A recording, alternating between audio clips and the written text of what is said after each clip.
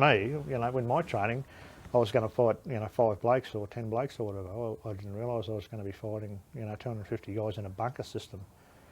Well, up until that stage, I didn't know what a bunker system was. The longest I did out the bush in Vietnam was 77 days with no comforts whatsoever. 2 showers in 77 days. It was absolutely bucketing down rain, so you could hardly see a foot in front of you. You couldn't tell where a lot of the firing was coming from. You couldn't really see any of the enemy, but you just knew that there was a lot there.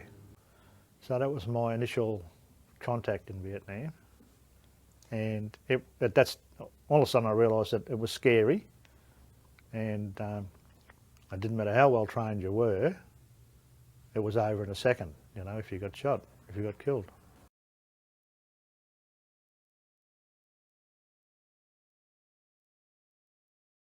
Can you just give me a summary of your life? Well, I was born in Melbourne in 1947. I went in through Melbourne, I joined in Melbourne, and I did 3 years in the army. My rookie training was at Kapooka, corps training at Ingleburn, and then was posted to Brisbane. I spent about 6 months in Brisbane, and then got posted to Townsville. Unfortunately, I was due to go to Vietnam from Brisbane with 4 RAR, and I became medically unfit for over an incident with the police in Brisbane, and so I couldn't go to Vietnam with 4 RAR, which disappointed me greatly because I'd trained up for it, and they sent me up here to Townsville, and I trained for about a year and a half, I suppose, nearly, in Townsville with 6 RAR, and then left in May '69, boarded the HMAS Sydney off Townsville, climbed the cargo nets to get on the boat, and then headed off for Vietnam. I served in Vietnam from May '69 until February 1970. But my 3 years was then up, so I chose not to sign on and finish another 3 months or something in Vietnam. So I decided to get out and return to Australia. What was the process of joining? Can you describe a little bit about what you did that day?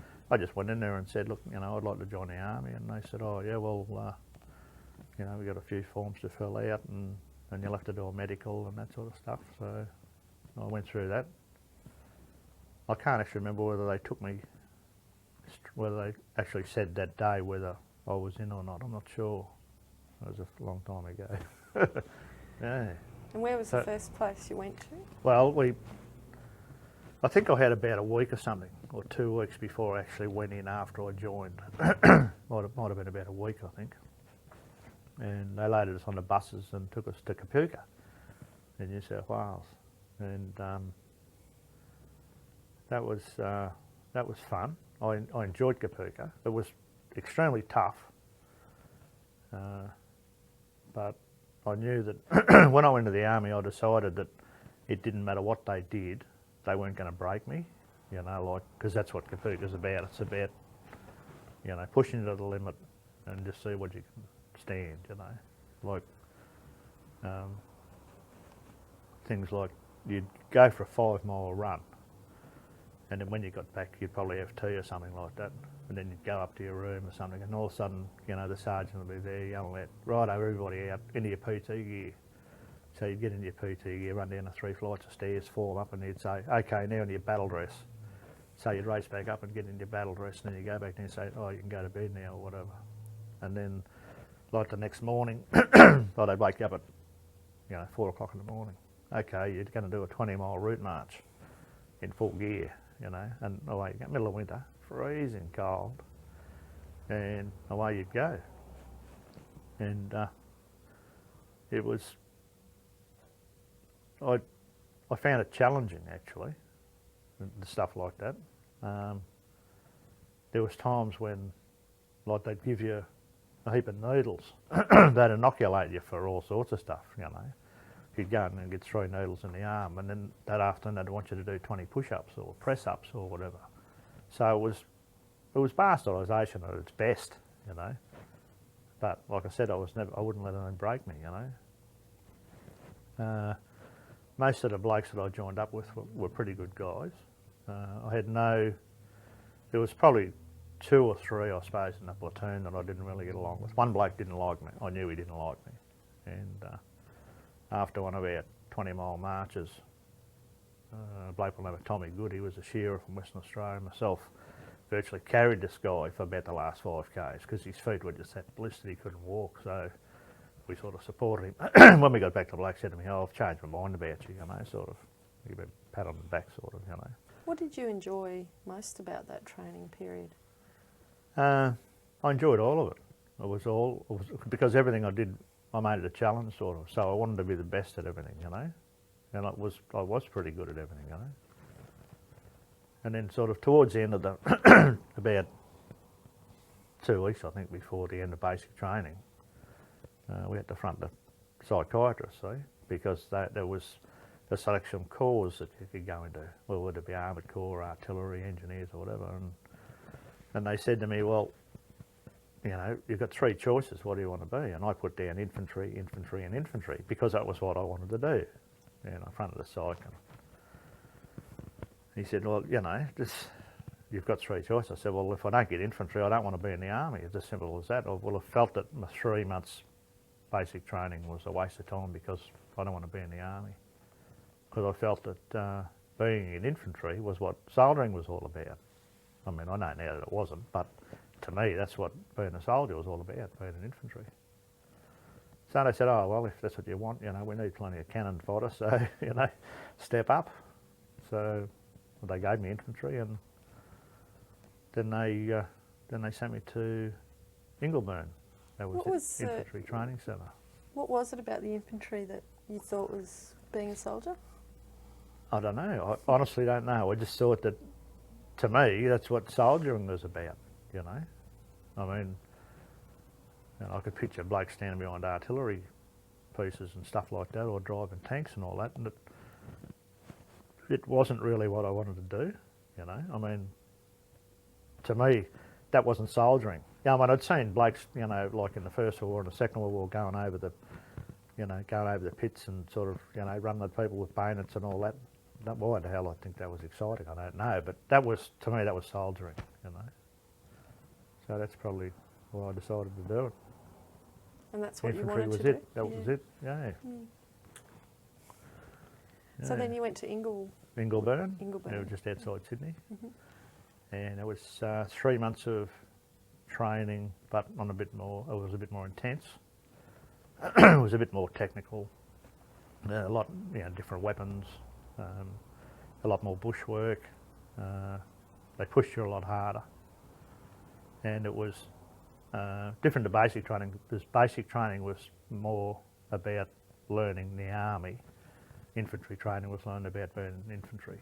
You know, blokes that went to tankies or whatever, I dare say, would have, instead of going into training, would have gone to learn about tanks or whatever. Well, mine was basically weapons handling, and, you know, we didn't do as much shooting as I thought we probably would. We didn't do as much range work as I thought we would have.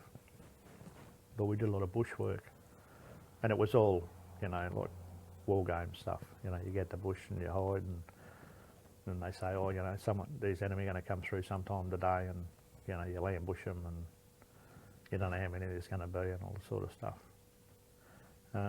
We spent a lot of time up around Bulli. You know, I think it was in the middle of winter, and it was bitterly cold, and it was wet, and it was pretty miserable out in the bush most of the time at corps training. But, you know, I stuck it out, and I can't really remember much about corps training. I can't remember as much about corps training as I can about infantry training. When did you feel most tested to the limit? When did I feel most tested to the limit? Through training, or? In the training time. In the first 6 months, probably about the first 2 weeks into infantry training, because that was the biggest step from rookie training. you know. It was a bit more intense, a lot more shooting and weapons that we hadn't used before. And mind you, some of the weapons were absolutely pathetic, you know. I mean, I had a rifle that just used to break open. Every time you fired it, it used to just break open, which wasn't real good, you know. And then you went to the armour and he said, oh, there's nothing wrong with it. And they gave us weapons like the F1, which was an automatic, light automatic weapon. And it was only good for about 25 metres. I couldn't hit anything on a 25 metre range, you know. I didn't like it at all, and I thought, you know, but I don't have to use one of these over there because I was just no good at it. I was the same with the pistol, you know, like I just about shoot myself in the foot before it hit a target. It's funny because at that stage, before I joined the army, I didn't like rifles. I never ever fired a rifle when I was jackarooing. We used to go rabbiting, but we'd go rabbiting with ferrets, and if I went with blokes with rifles, I never fired one. So it wasn't if I was, you know, it was funny because like I'd never fired a rifle yet I was going into the army. And I played, when I was a kid, I ran around with a rifle, you know, with a wooden rifle and pulled the trigger and went bang and all that, but I'd still never actually fired a rifle before I went into the army. Yeah, so, you know, I suppose it was a bit strange really. And then to have all these weapons, you know, and realise how much power you had in your hands. You know, they had the Carl Gustav, which was an anti-tank, it was a bit like a bazooka, a bit smaller. We played with that, we never ever fired it because I think we bought it from Sweden or somewhere, and they were against the Vietnam War. So we had a weapon, but we didn't get any ammunition off them, which was, you know, pretty smart. We had the old Energa grenade, which you attached to the end of your rifle and put a blank round in your rifle and fired it. It wasn't very accurate.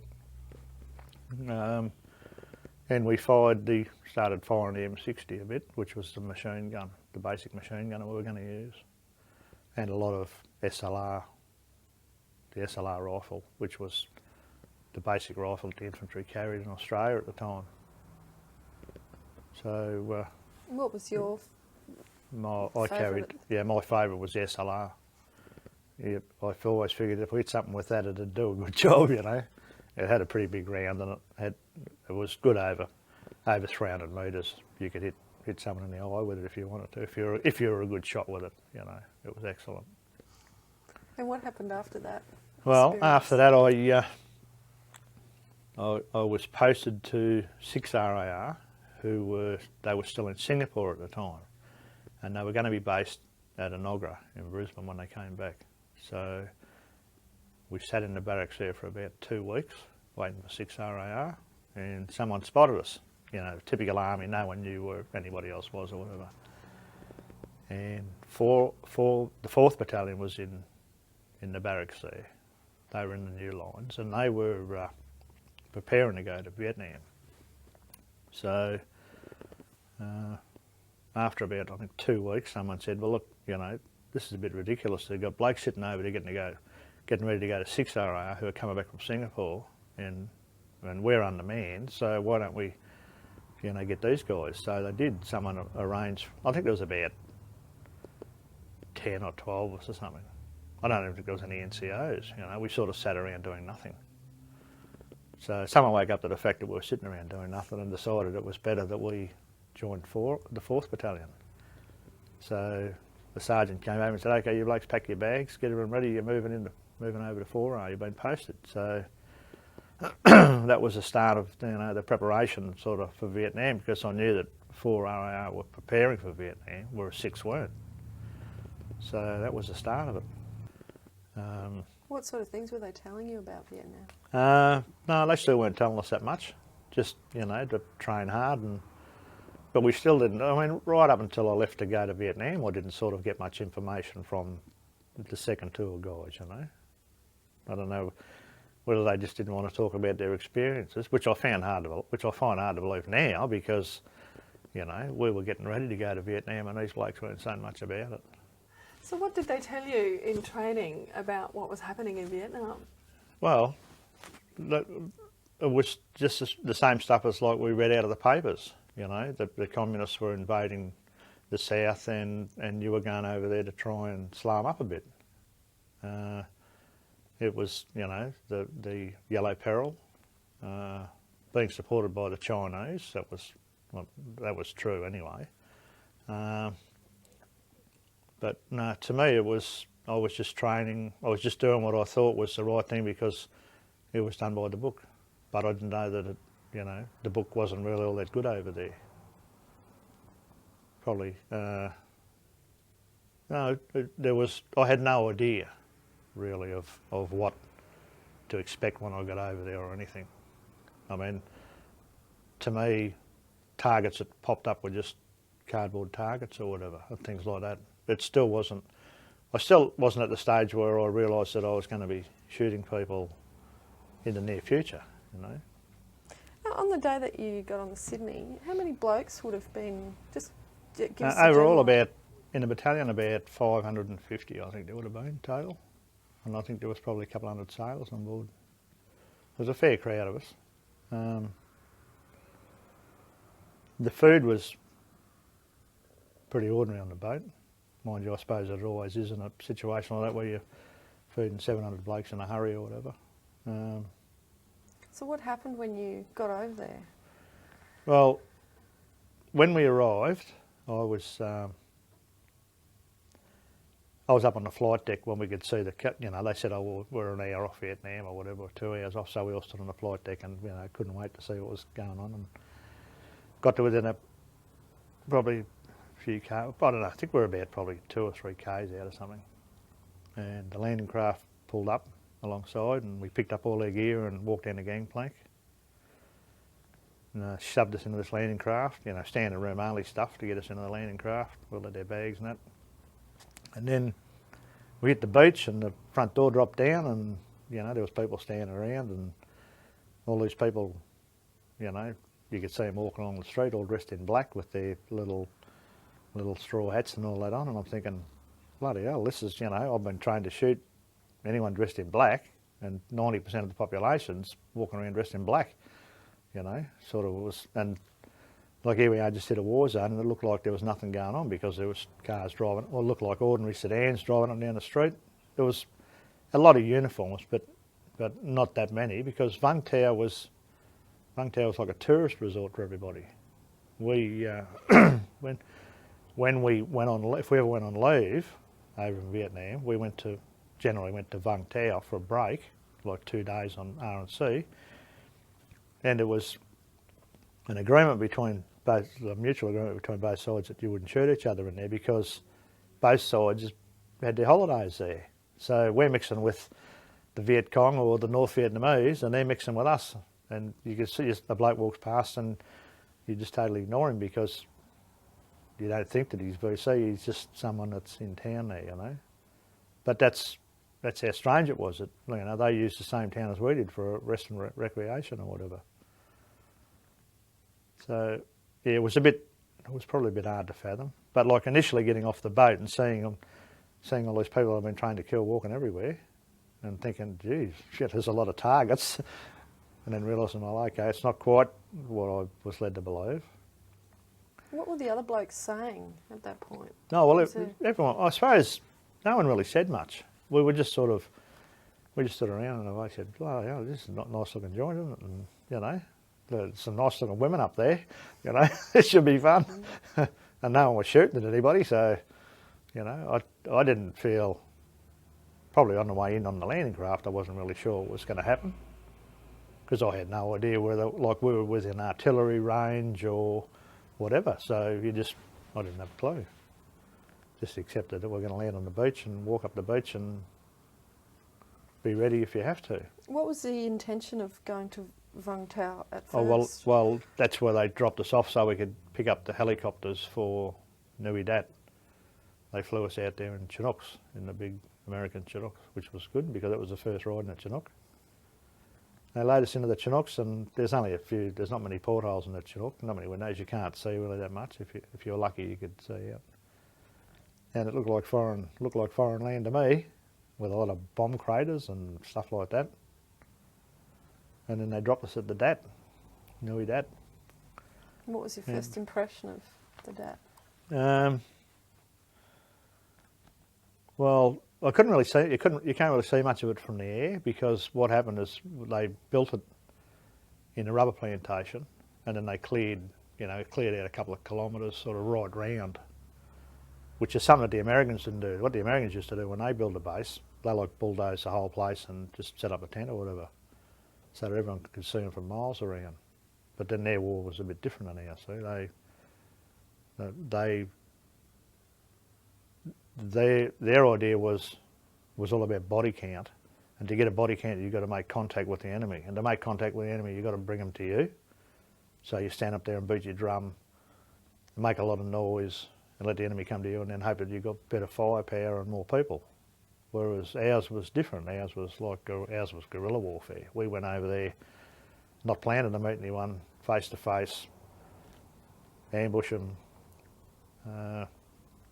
try and always meet them on your terms and on their terms, So the Americans and us were totally different in the way we carried out our warfare. What did you think of the American soldiers? I didn't operate with them that much. I found them to be really great blokes. In fact, just before I came home, I spent 3 days at a base. I was the only Aussie there, and they were absolutely fantastic. But apart from that, I didn't really spend that much time with them.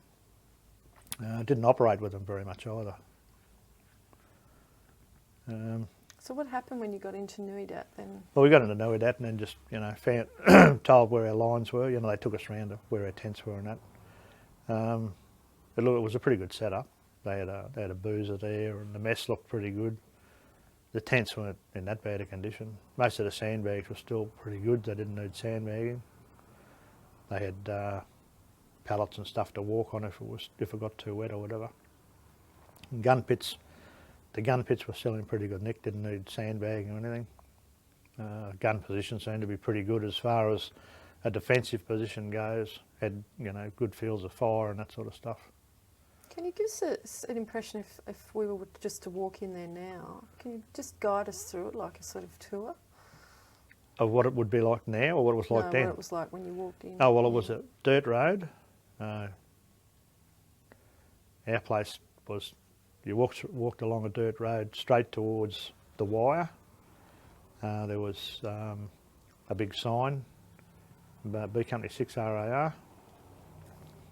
There was the mess on the left, the latrines further left, and then out in front was a row of tents, and on the right hand side were the officers' mess, officers' quarters,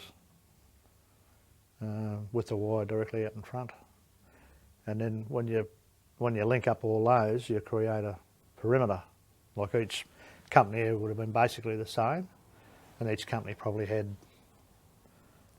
I suppose, half a kilometre of wire to defend, basically. It was a pretty big base.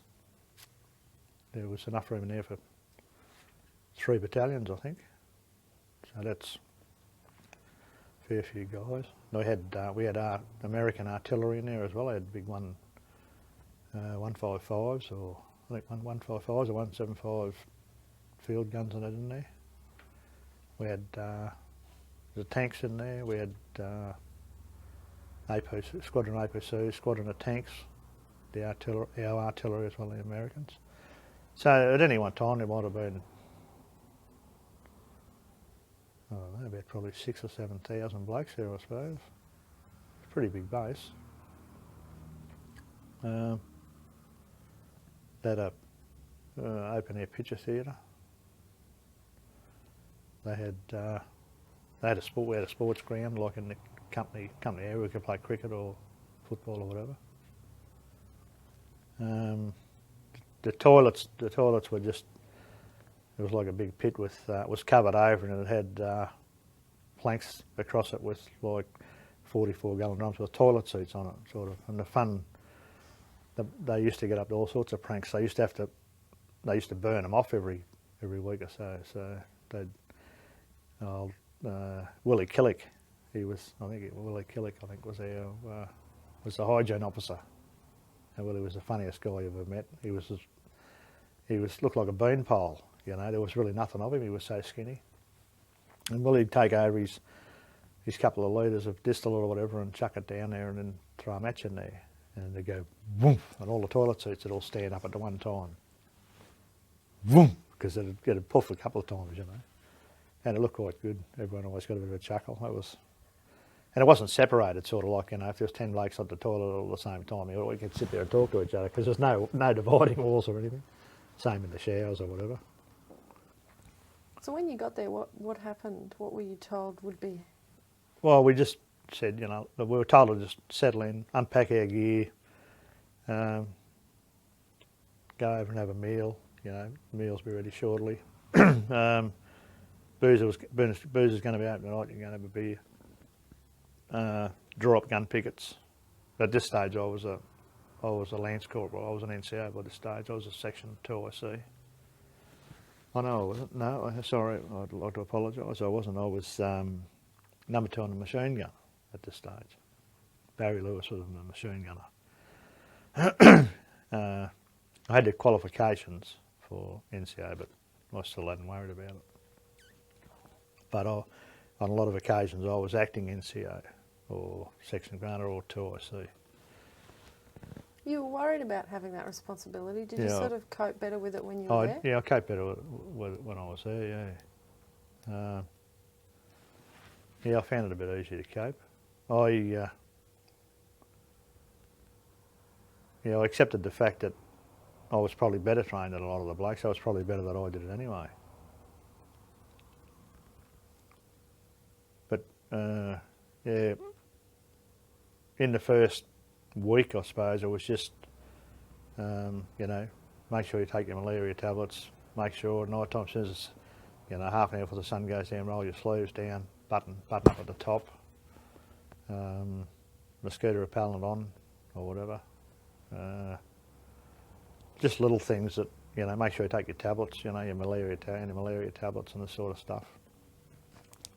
Check your equipment, you know, we made sure we checked all our equipment, we drew stuff out of the queue store, all the stuff we need, because there's one hell of a lot of stuff that, when you go out on patrol, there's one hell of a lot of stuff you've got to take out.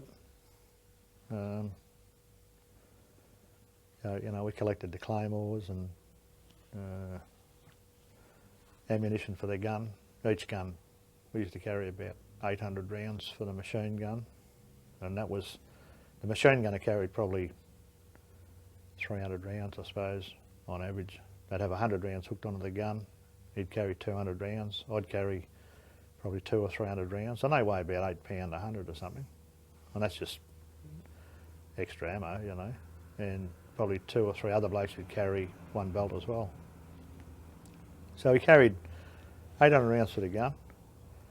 I think I carried about 140 rounds for my SLR in magazines. We carried in the section, I think, about 6 claymores, which were pretty heavy. We all carried about 4 grenades. We all carried flares. We all carried a smoke grenade. Then we had to carry, because we didn't know generally how long we were going out for, we had to carry as much water as we could carry, which was probably about,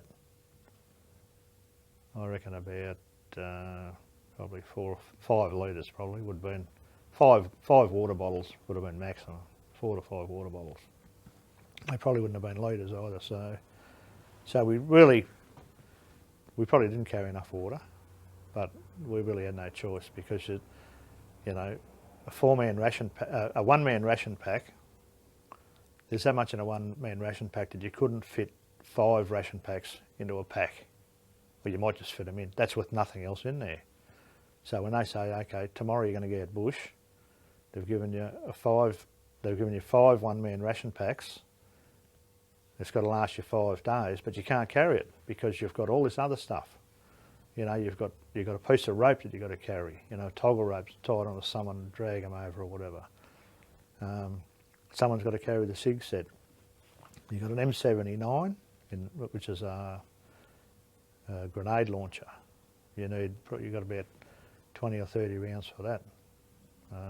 You've got a couple of M72s, which are anti-tank weapons, good for blowing up bunkers and that.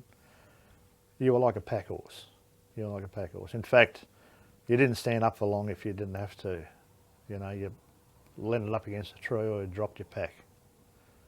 And it was a hell of a weight. I reckon that by that stage we were carrying 65 pound at least, probably 70 pound each. So it was, you know, it was a bit of a struggle. And that was, we drew that out initially, and then, you know, you had to go through and check that everyone had all their equipment. And then, like, I think we went out about a week after we got there. I think we did our first patrols, our first tail patrols, which was a sweep somewhere out in front of, you know, where your position was. We might have been out a couple of kilometres or whatever. And that was, we had our initial contact on our initial tail, and we'd been out all day. I think it was probably early in the next morning, and it was a restricted area, so no one should have been in there. And there was a guy with old guy with a push bike and a kid, and the kid was on the bike and the old guy was walking on the side beside him with a hoe over his shoulder. And our section commander, who I probably haven't said at this stage was the only bloke I didn't really get along with, told everyone to shoot him, which we didn't do. Well, he did. He fired on them. Most of us just, the machine gun fired up into the tree. Fred fired up into the tree. I didn't even fire. And Neil proceeded to shoot the old bloke, wound him. Anyway, we went and patched him up and got in a chopper and sent them both out. And that was sort of our initiation. But it wasn't, to me, it was nothing to do with what I was trained to do, you know. That wasn't sort of part of my job. I felt that he was wrong on what he did. And because they were obviously civilians. Obviously civilian, whether they were in a strict area or not. I mean, you know, we had rules of engagement and we had to abide by them, you know. And our rules of engagement, well, you didn't shoot anyone unless they threatened you. Simple as that. You got to be careful because you might be shooting your own people, you know. So the rules of engagement are pretty strict. And, you know, it was UN, you know, the Geneva Convention says that you must not shoot unarmed people and you must not shoot someone that's got their hands in the air, and, you know, you don't shoot for the sake of shooting. So anyway, was he ever questioned about it? Was he? No. No, he wasn't.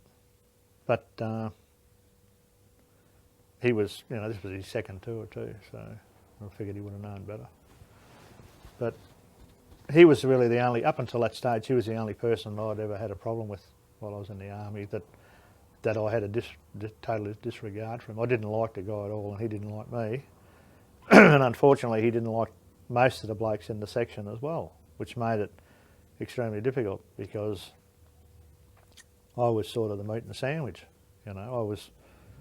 I was the one that was trying to, he threatened to charge blokes like for having dirty rifles and all that sort of stuff, and I'd say, you know, don't worry about it, you know, it's when the time comes they'll be right, you know, it's not a big issue sort of. But he threatened to charge me a couple of times,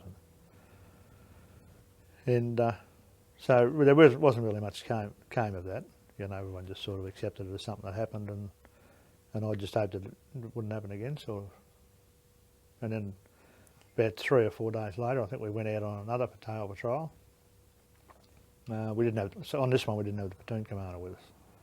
This one we went out, we had the platoon commander with us, and he said, look, he said, we're going to, he said, most of you blokes haven't worked with artillery before, so what I'm going to do, he said, I'm going to call in some artillery down in this creek in front of us. And he said, for those of you that haven't worked with artillery, you'll hear a thump from Nui Dat. You'll hear the round whistle overhead and it'll go bang down the creek about 300 or 400 metres down the creek there. And obviously we weren't where we were supposed to be, or someone's given the wrong grid reference, because we were strung out in arrowhead formation and there was a platoon of us. So we were probably, you know, about 200 metres wide, I suppose, and probably 100 metres deep. And this artillery, we heard the thump of the round from the Dat, and we heard a bit of a whistle, and it just went bang right behind us. You know, it landed within about 60 metres of us, I suppose. Well, Jesus. You know, everyone just about crapped themselves because we were laying there waiting for it to go over the top and sort of land down in the creek. And I said to the bloke, Jesus, if this is our artillery or whatever, or either our forward observers stuffed it up or we're out on their grid reference. Keep going with that story. You're in a formation. Yeah, well, we're in like a V formation, and this artillery round landed. It was a 105, so it wasn't really that big an artillery round, but it was enough amongst us to kill quite a number of people if it had have landed amongst us. And I, for the life of me, I couldn't work out why it would have landed where it did, because it was something like about 400 metres from where it was expected, and I knew, you know, like we could have been 100 metres out, which still would have, you know, brought it nowhere near us. So I never really found out what the result was, but I'd say it was our forward observer gave the grid references of where we were and not where the round was supposed to be. And only that we were 100 yards out on our grid reference, that we would have been actually where the round landed. So we were probably 100 yards further forward than we thought we were. We would have landed amongst us. So that was a pretty frightening experience, sort of. You know, that was the second trip outside the wire. I guess especially coming from your own guys. Coming from our own guys, yeah, which was a bit of a worry, knowing that someone there had sort of called in the artillery and it was nowhere near where we were supposed to have been. And I'm thinking, well, you know, we've got to rely on this later on in the tour. We might need a lot of it for support, and you don't want to call in 100 rounds and have the whole 100 rounds drop on top of you. I mean, if they had called in 100 rounds where that stuff landed, we probably would all have been killed. So that wasn't a good like first 2 weeks was a bit worrying, you know. I got over that pretty easy, but I was still feuding with my section commander. We still weren't getting along. What was it you didn't like about him? Well, he didn't like the Nashos for a start. I don't know why he didn't like the Nashos. He didn't seem to like anybody, to tell you the truth. I know he didn't like me. He said that I undermined his authority. But the only reason I did that is because I knew that I was going to have that much trouble with the blokes if he kept going the way he was. I was like between them. I mean, you know, if he charged them and fined them and all that sort of stuff, they lost money, they wouldn't be too keen on fighting for him and all that sort of stuff. And he treated them like crap, you know. So we didn't really get along at all. I might leave it there, actually. Yeah.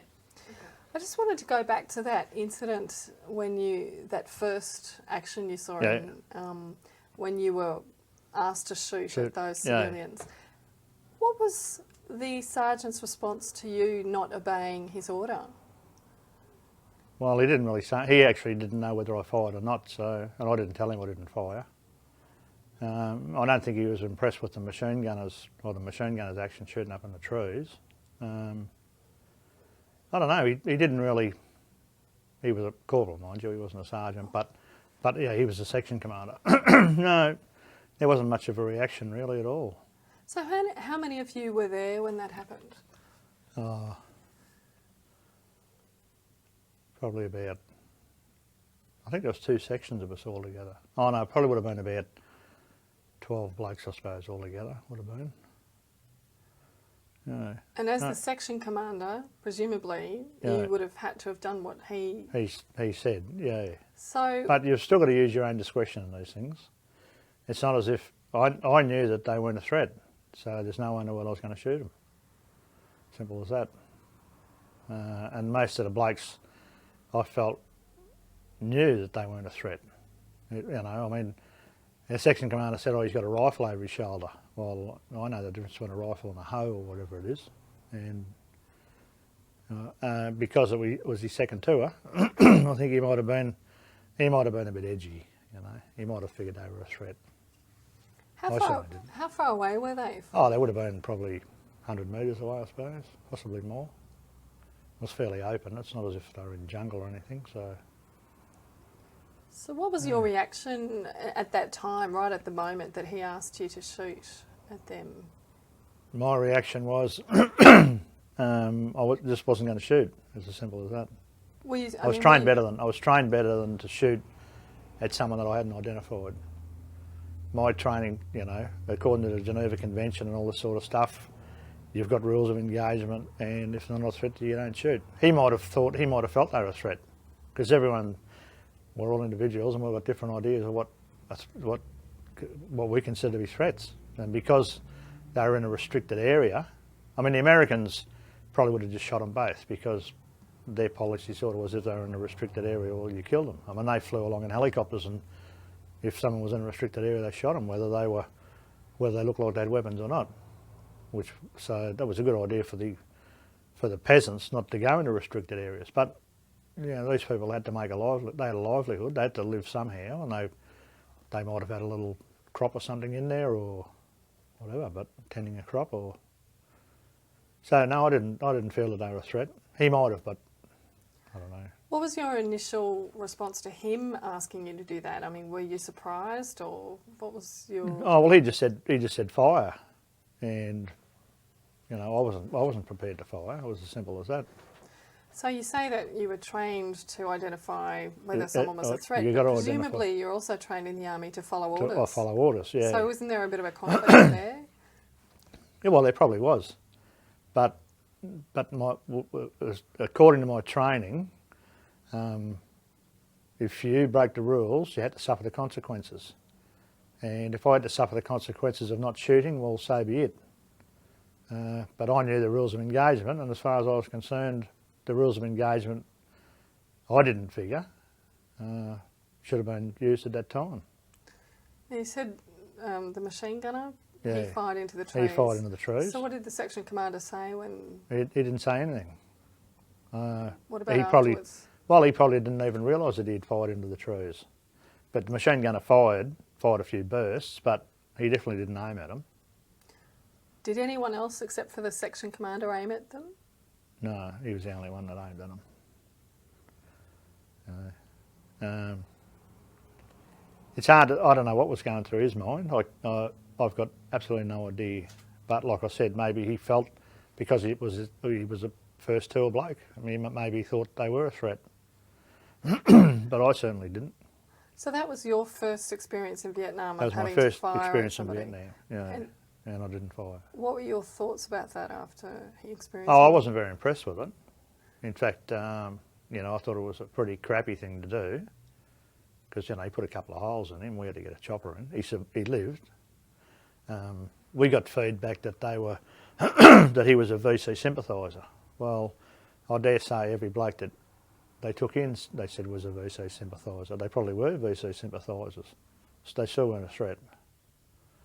So that's to me, that didn't make it any more comfortable knowing that he was supposed to have been a VC sympathiser. I mean, they might have been going to signal someone to fire mortars at us or something, but we're not to know that. All I know is that he wasn't carrying a rifle, so I wasn't prepared to do anything. Was that an isolated incident for your time in Vietnam? That was the only incident of its type, really, and that was the first incident, so it didn't impress me very much. And were there any recriminations afterwards in terms of the relationship nothing. with the section commander? And Oh well, I still didn't like him. In fact, I probably disliked him a lot more after that. And on the first operation, I had a few problems with him as well, and I totally disliked the bloke actually after that. I didn't feel that he was doing a good job. But there were no recriminations for him at all? No recriminations, no, nothing.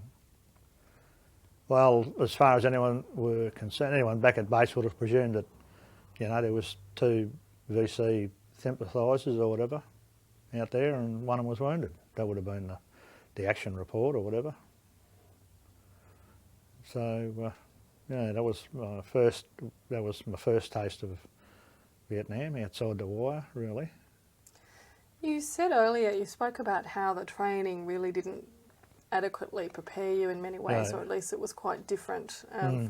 How soon did you realise that, and what made you realise that? On the first operation, because the first operation lasted for about 4, maybe 5 weeks. And to live out there for 4 or 5 weeks with nothing but what you got on your back, being able to patrol all day, ambush all night, do ambushes the way we thought they should have been done, it was easy enough to pick up because you knew that you couldn't sustain the pace that you had to sustain for 5 weeks, 4 or 5 weeks. So it was a matter of starting to adapt to what you had to deal with.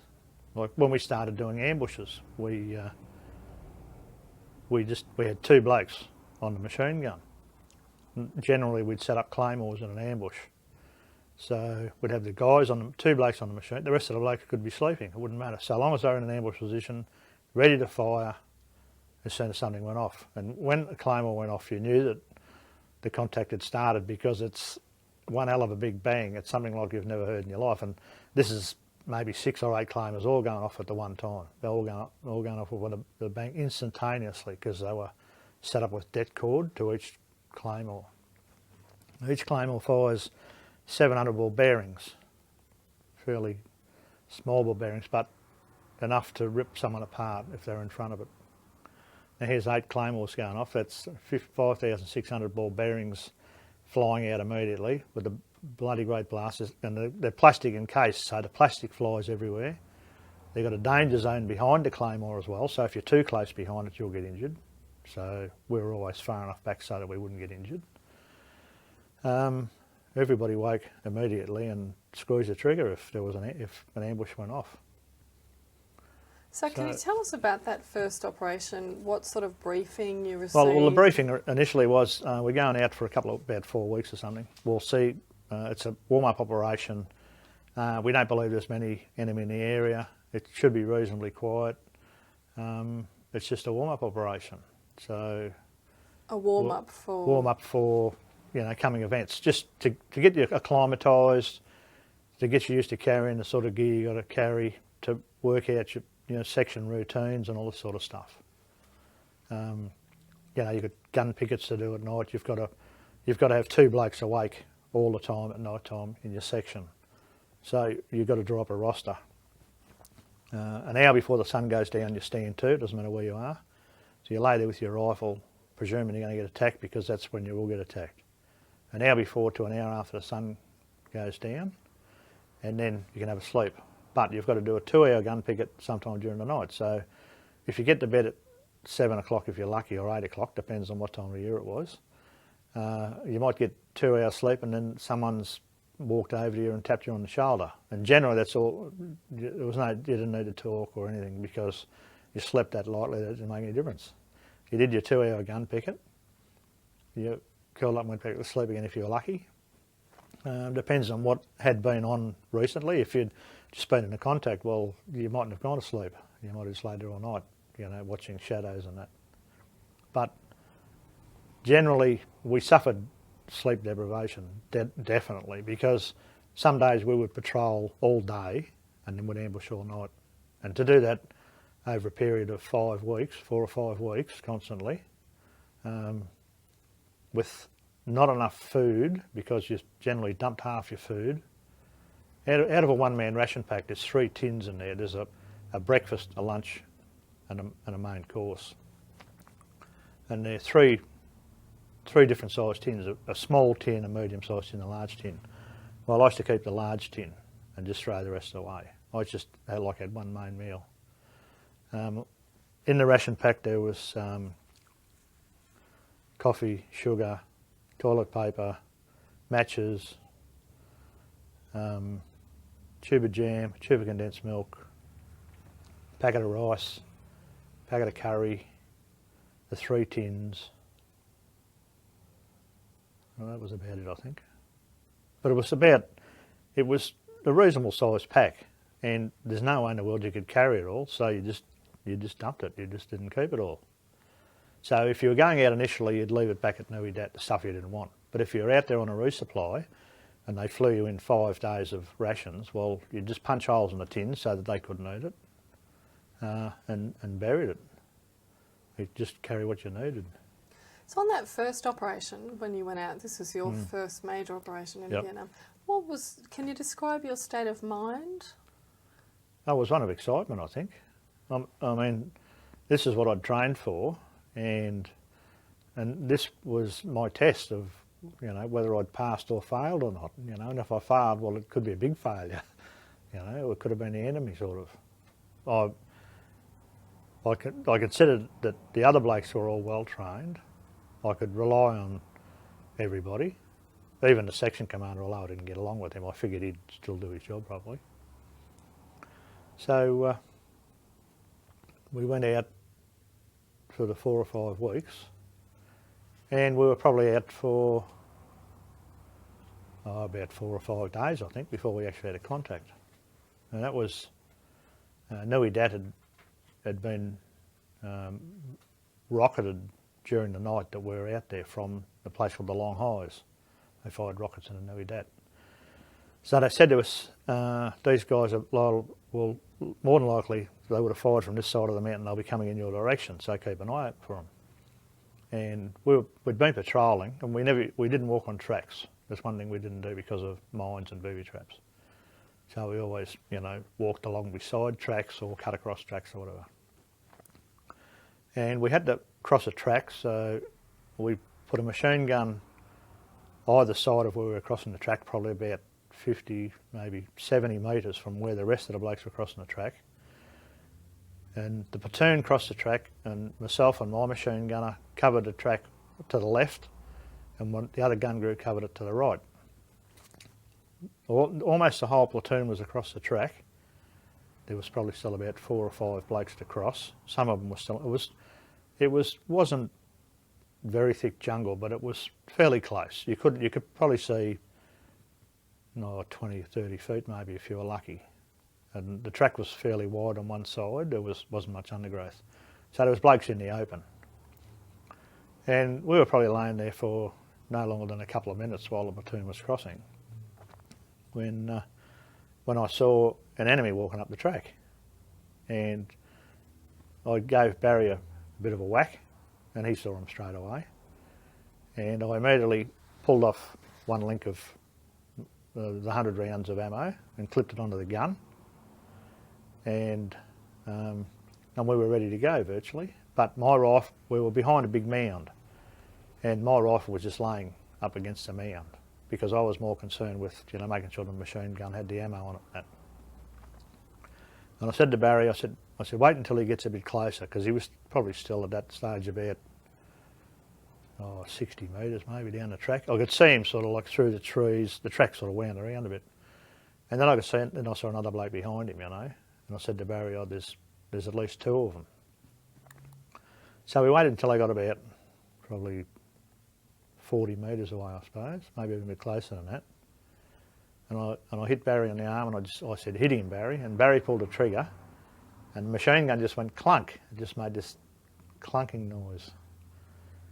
So I sort of looked up, and the bloke he had an AK-47 in his hand, and he's pointing it towards us, but he can't see us. I was pretty sure he couldn't see us.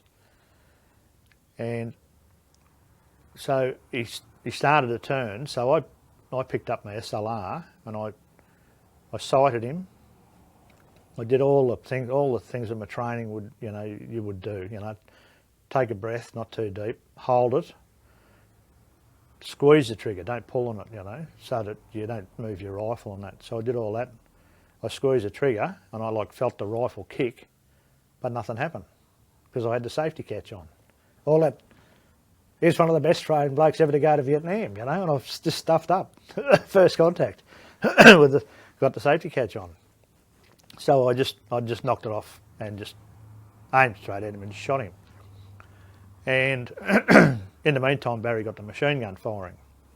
And we found out that he only had 3 rounds on he only had 2 rounds.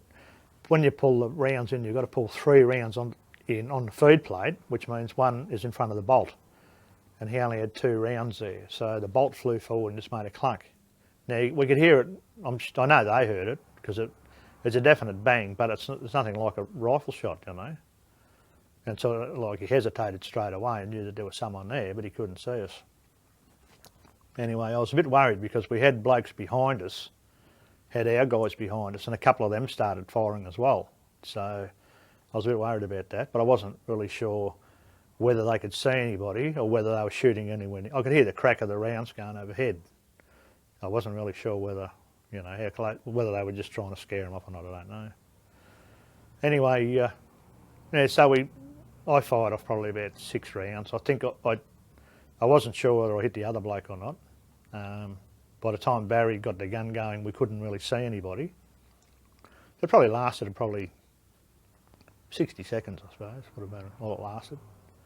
And then it was quiet, nothing else happened. So the platoon commander came back across the edge of the track and said, what happened? And I said, oh, we saw Nogs coming up the track, and I think I shot one, I wasn't really sure. And he said, okay, we'll do a sweep. So we got up, because no one else had fired, and we moved forward. and we came across a body. He was shot fair in the middle of the back, with a big hole in his chest. And I stood there next to Barry and I said, shit, Barry, I said, 5 minutes ago that guy was probably walking along, thinking of his missus and kids, or whatever, and he's as dead as a dodo. And I said, that could have been you or me. I said, shit, I said, this is serious stuff now. All of a sudden I realised that all this training I'd done and all sort of stuff was serious. All of a sudden I was involved in a war, you know. At that stage, I looked at him and thought, shit, you know, he's dead. So then we sort of went past him, and we found another bloke about 15 metres away, I suppose, been shot through the right hip. It came out through the inside of his right leg and went back out went across through his knee and out the other side of just below his knee. And he didn't have a weapon with him, but more than likely someone would have picked his weapon up if he'd been shot and there was someone else next to him. The first bloke had an AK-47, the next bloke didn't have a weapon, and there was a blood trail. We followed a blood trail for probably, I suppose 100 metres, and then the blood trail just stopped and that was it. We didn't find anyone else. So we went back and called up on the radio and said we had a WIA and a KIA, wounded in action and killed in action, and requested a medevac chopper. They said, yeah, we'll be on it straight away, and within about, I suppose, 15 minutes, we had a chopper there. We had to secure the area a bit more first. We had to do a sweep right around the area to make sure there was no one handy. So we could then get the helicopter in, and they dropped what they call a jungle penetrator, because there was a fair bit of overhead cover. They dropped this thing down, and we got this bloke, this wounded guy, stuck him on there and put our medic on it as well, and they went up into the chopper and took off. So that was my initial contact in Vietnam, and that's all of a sudden I realised that it was scary, and it didn't matter how well trained you were, it was over in a second, you know, if you got shot, if you got killed. So I had my doubts at that stage then about whether my training was as good as I thought it was. I knew that if I was well trained, I had a better chance of survival, so I still felt confident, but you know, doubts started going through my mind, you know. This was pretty simple. You know, we killed these guys, but it could have been the other way around. It could have been us walking crossing the track, and they could have had a gun there. So, you know, Barry and I said to Barry, well, you know, we're going to have to be on the ball from now on. So that's what we tried to do. Although it didn't necessarily work the way it was supposed to, because that night we followed this track for about, I suppose, half a kilometre, and it was pretty big. And it was raining that night. We had a pretty crummy night, sort of. And Adrian, our platoon commander, told us we were going to put in an ambush on the track. And it was a nighttime ambush, which meant we were reasonably close to the track, probably about 15, 20 metres away. And I can't remember whether we set claymores or not. Normally we did, but if we did, they weren't used for some reason. Anyway, in the early hours of the morning, it would have been probably 6 o'clock, I suppose, it would have been. Not everyone was standing to. In other words, not everyone was ready. I think someone might have been can of food or something, you know, with a spoon or whatever, and I think someone might have been having a brew of coffee, and I heard people coming up. I heard the enemy coming up on my left, and the track came straight towards us, and then about 40 metres away, 50 metres away, it swung out towards the front of us and then across the front. And I could hear a couple of people talking. I knew they were enemies, so I hit Barry and I gave a bit of a whistle, and then I just gave the thumbs down, which meant that the enemy were there. And we had this, with it, well, I suppose it would have been about probably 60 seconds, maybe 90 seconds before he was right in front of us, and we were right on the edge of the ambush. We were like on the corner of the ambush, and there's a big vine hanging down over the track, and this guy bends down sort of to get under the vine, and he's got his AK-47 pointed straight at us, and I said to Barry, shoot him, and Barry went bang, and the gun didn't fire again. It just went clunk. I thought, Jesus. But anyway, this time my rifle was leaned against the log, but the safety catch wasn't on. I already had the safety catch off this time, and I didn't even pick my rifle up. I just grabbed it and started squeezing the trigger. I figured if I get off a couple of shots, at least he's going to duck for cover or whatever. So I squeezed the trigger a couple of times, picked the rifle up, and then started shooting. But I didn't hit him, but we did see a blood trail. Well, I don't know whether I hit him or not. But we saw a blood trail probably about 20 minutes later when we did a sweep. I might have wounded him, but it wasn't enough to stop him. We later found out that the round had been hit by the firing pin, but the round didn't go off, so it was a faulty round. So this is 2 calamities in 2 days, in 48 hours. We've sort of stuffed up. No one fired. I don't know why the claymores weren't fired off. I've got no idea. Whoever was on the claymores mightn't have even known that there was enemy in front of us, because they might have been up the other end. So it wasn't a real good start to the tour of Vietnam, you know. 2 contacts, both of them we stuffed up. And unfortunately, about an hour later, the rest of the company were coming over to where we were when they got hit by about half a dozen blokes. They virtually ran into each other. The blokes, the VC were moving across the track behind our tail end Charlie, and the 2 guys opened fire on each other. Barry James fired at the enemy at the same time he fired at Barry, and they both got killed. So that was, you know, wasn't good. Barry, the guy that No, not my machine gunner. No, Barry. No, this was Barry James. He was the machine gunner in 6th Platoon, and he was at the tail end of the company, and he got killed. And he was a good mate of ours too. He was a good mate of Barry and mine. And we think it was the same guys that we missed, so that wasn't good. How did you deal with that at the time? Well, at the time I felt a bit shitty about it. But so initially, well, we heard the shooting, and then nothing for probably about a quarter of an hour. And then we heard them say, "Oh, we had friendly KIA," and they said his number, his army number, and that over the radio. So we knew who it was, you know. No, I was pretty pissed off, you know. And I felt that we'd sort of let the side down a bit, you know.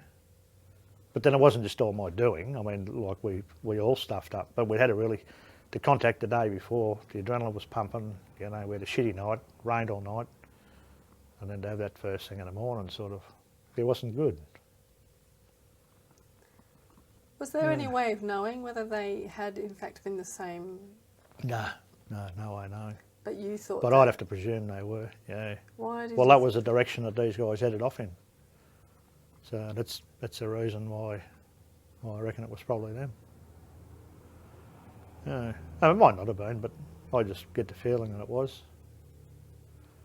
We probably could have done our job better, but I look at it now and think, well, you know, these things happen, you know.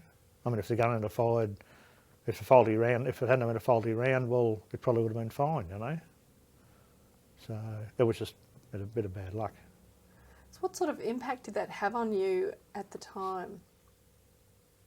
No, it didn't shatter me, but it certainly lowered my morale a lot to know that we'd already had a bloke killed, you know. Well, at that stage in the company, we'd killed one enemy and wounded one enemy, one of our own blokes killed, which wasn't real good. You know, that's not the sort of odds that we want, you know. We'd rather be killing all of them and have none of ours killed, so... Had you been prepared for that sort of Nah, hadn't even thought of it. No, it was just something that all of a sudden after all that training popped up. You hadn't thought about the chances that other people were going to... Well, I knew, when I say I knew that I wasn't going to get killed, I kept saying to myself, if anyone gets killed, it would be someone else. And it was someone else. But then I didn't know it was going to be one of our mates as well, which sort of probably made it a bit harder. I mean, if it was someone in one of the other companies, you'd say, oh, you know, well, that was sort of bad luck. But when it was someone we knew fairly well, it was pretty popular in the other platoon, you know, sort of knocks you around a bit.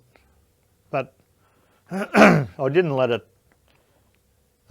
get the better of me, because I knew that there was still a long way to go. So, you know, I just accepted that he got killed, and we were just going to have to, you know, buck up a bit, make sure we did the job properly. On that very first contact that you had when you actually fired, and you could see clearly that you were firing at that time, you said all your training sort of came into action. Well, I thought it did. Yeah, I felt like it was all there. I had it all together, and I was going to shoot the guy. And to me, it was... Well, I wasn't shooting a bloke, I was just shooting a pop-up target. It was just a guy. I knew he was the enemy, but I didn't consider him to be the enemy or a person. I just considered him to be a pop-up target. And it wasn't until I walked over and saw him lying on the ground there that I realised that it was... That's what I said when I said to Barry, Jesus, you know, he's probably thinking, could have been married, thinking of his missus and kids or whatever, and now he's dead. But initially it was just a target that I'd been trying to shoot. And only that I had the safety catch on, which I suppose was fair enough, because no one had actually fired. There was really no reason to take my safety catch off, but I thought I should, as soon as I picked my rifle up, I should have actually knocked the safety catch off. But the adrenaline was pumping, and, you know, sort of lose it a bit. So suddenly the enemy seemed real to you? Yeah, all of a sudden they were real soldiers with real weapons that could kill us just as easy as we could kill them. I still hope that their training wasn't as good as ours, you know, although I knew that they were a lot more experienced than us, because, you know, they've been fighting for years. Not necessarily the people we shot that day might have been inexperienced. They might have just been drafted or whatever, hijacked or kidnapped or whatever they used to do to a lot of them. How did your attitude towards the enemy as real people change at that stage? Well, as soon as I knew Barry got killed, you know, I was out to shoot everyone I could find. I mean, you know, I was hoping then that all my training would be really good, and I could kill as many as I could. That was even after that first incident where you witnessed that person and thought about him as having a wife. Yeah, because I figured that, that shocked me. That shocked me into the reality that all of a sudden I was involved in a war. But then the incident the next day was, I realised that the more I killed, the more chance I got of surviving. So that was what I was out to do. Looking back, does it strike you as in any way strange that you weren't prepared for the chances of people being killed or you killing people? Or? No, well, I think it was just something that I always sort of blocked out of my mind, because I hoped it wouldn't happen. You know, I knew that a lot of people had died in Vietnam. The Australians hadn't had all that many killed. I figured it was probably inevitable that we would have quite a few blokes killed, but not necessarily people that I knew. I honestly didn't really think about it that much. I think it was just something that I hoped wouldn't happen. I think that's more what it probably would have been. I tried to block it out because I hoped it wouldn't happen. And it did on the first 2 days or whatever with the big op. And how did you get over it? What gave you the strength, do you think? I think there wasn't really revenge involved, but there was, now I've got a chance to use my talents, I've got a chance to use all that training and all that sort of stuff and make sure that it doesn't happen again, Ensure that we don't stuff up, make sure that everything's done really well, which is what we did, basically. In what sense were you perhaps angry? I was angry with myself for letting Barry down, but I was angry at everybody really, because I felt that what we did was pretty crappy. Like we didn't spring the ambush properly and all that sort of stuff. No one was on the ball, but none of us had been through that situation before. It was like our first ambush. We hadn't had another ambush. The one before that was just a contact on the move, sort of, or virtually on the move. So we'd never really been involved in an ambush before. So we really didn't know how things were going to work out, and they didn't work out, and it was total failure. I mean, we sprung a lot more that did work out that were really good. We never had another failure like that. Oh, I'll tell you a lie. We had one failure where about 5 enemy walked through and no one fired because everyone was asleep or whatever. But we told the CO the AC that they didn't come through. They must have gone off the track. Because on the odd occasion or on a lot of occasions, when we set up an ambush, if there was a company, if it was a platoon ambush, we had 3 sections in the platoon, plus platoon headquarters. So we'd set 2 small ambushes, probably 150 metres apart. We'd set up, half a dozen claymores. If someone came from the left, they'd click on the radio how many enemy there were. They'd walk through, we'd be prepared for them, or vice versa. If they came from the other, if 60 people walked through there, you didn't spring it, you just lay low. No, you don't move, you just grab yourself. But if it's half a dozen or whatever, you can get them in your killing ground, well, and you fire your claymores off. So what they'd do is they'd count them through, let them get into our killing ground, we'd press the button, fire off the claymores, let fly the machine guns, and all the riflemen would open up, and after all the dust settled, you hope you hit everybody.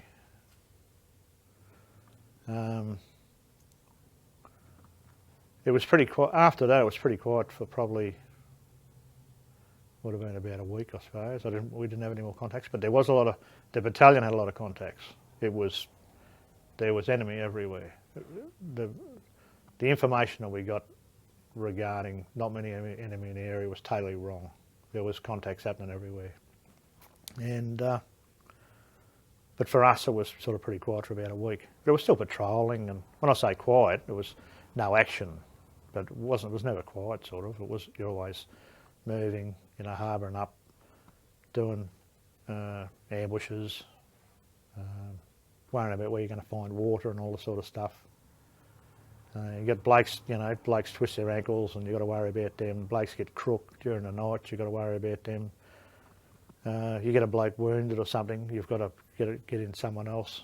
We're always short-handed too. A section was supposed to have been 11 blokes, but the majority of the operations we did, we had probably 8 blokes to a section.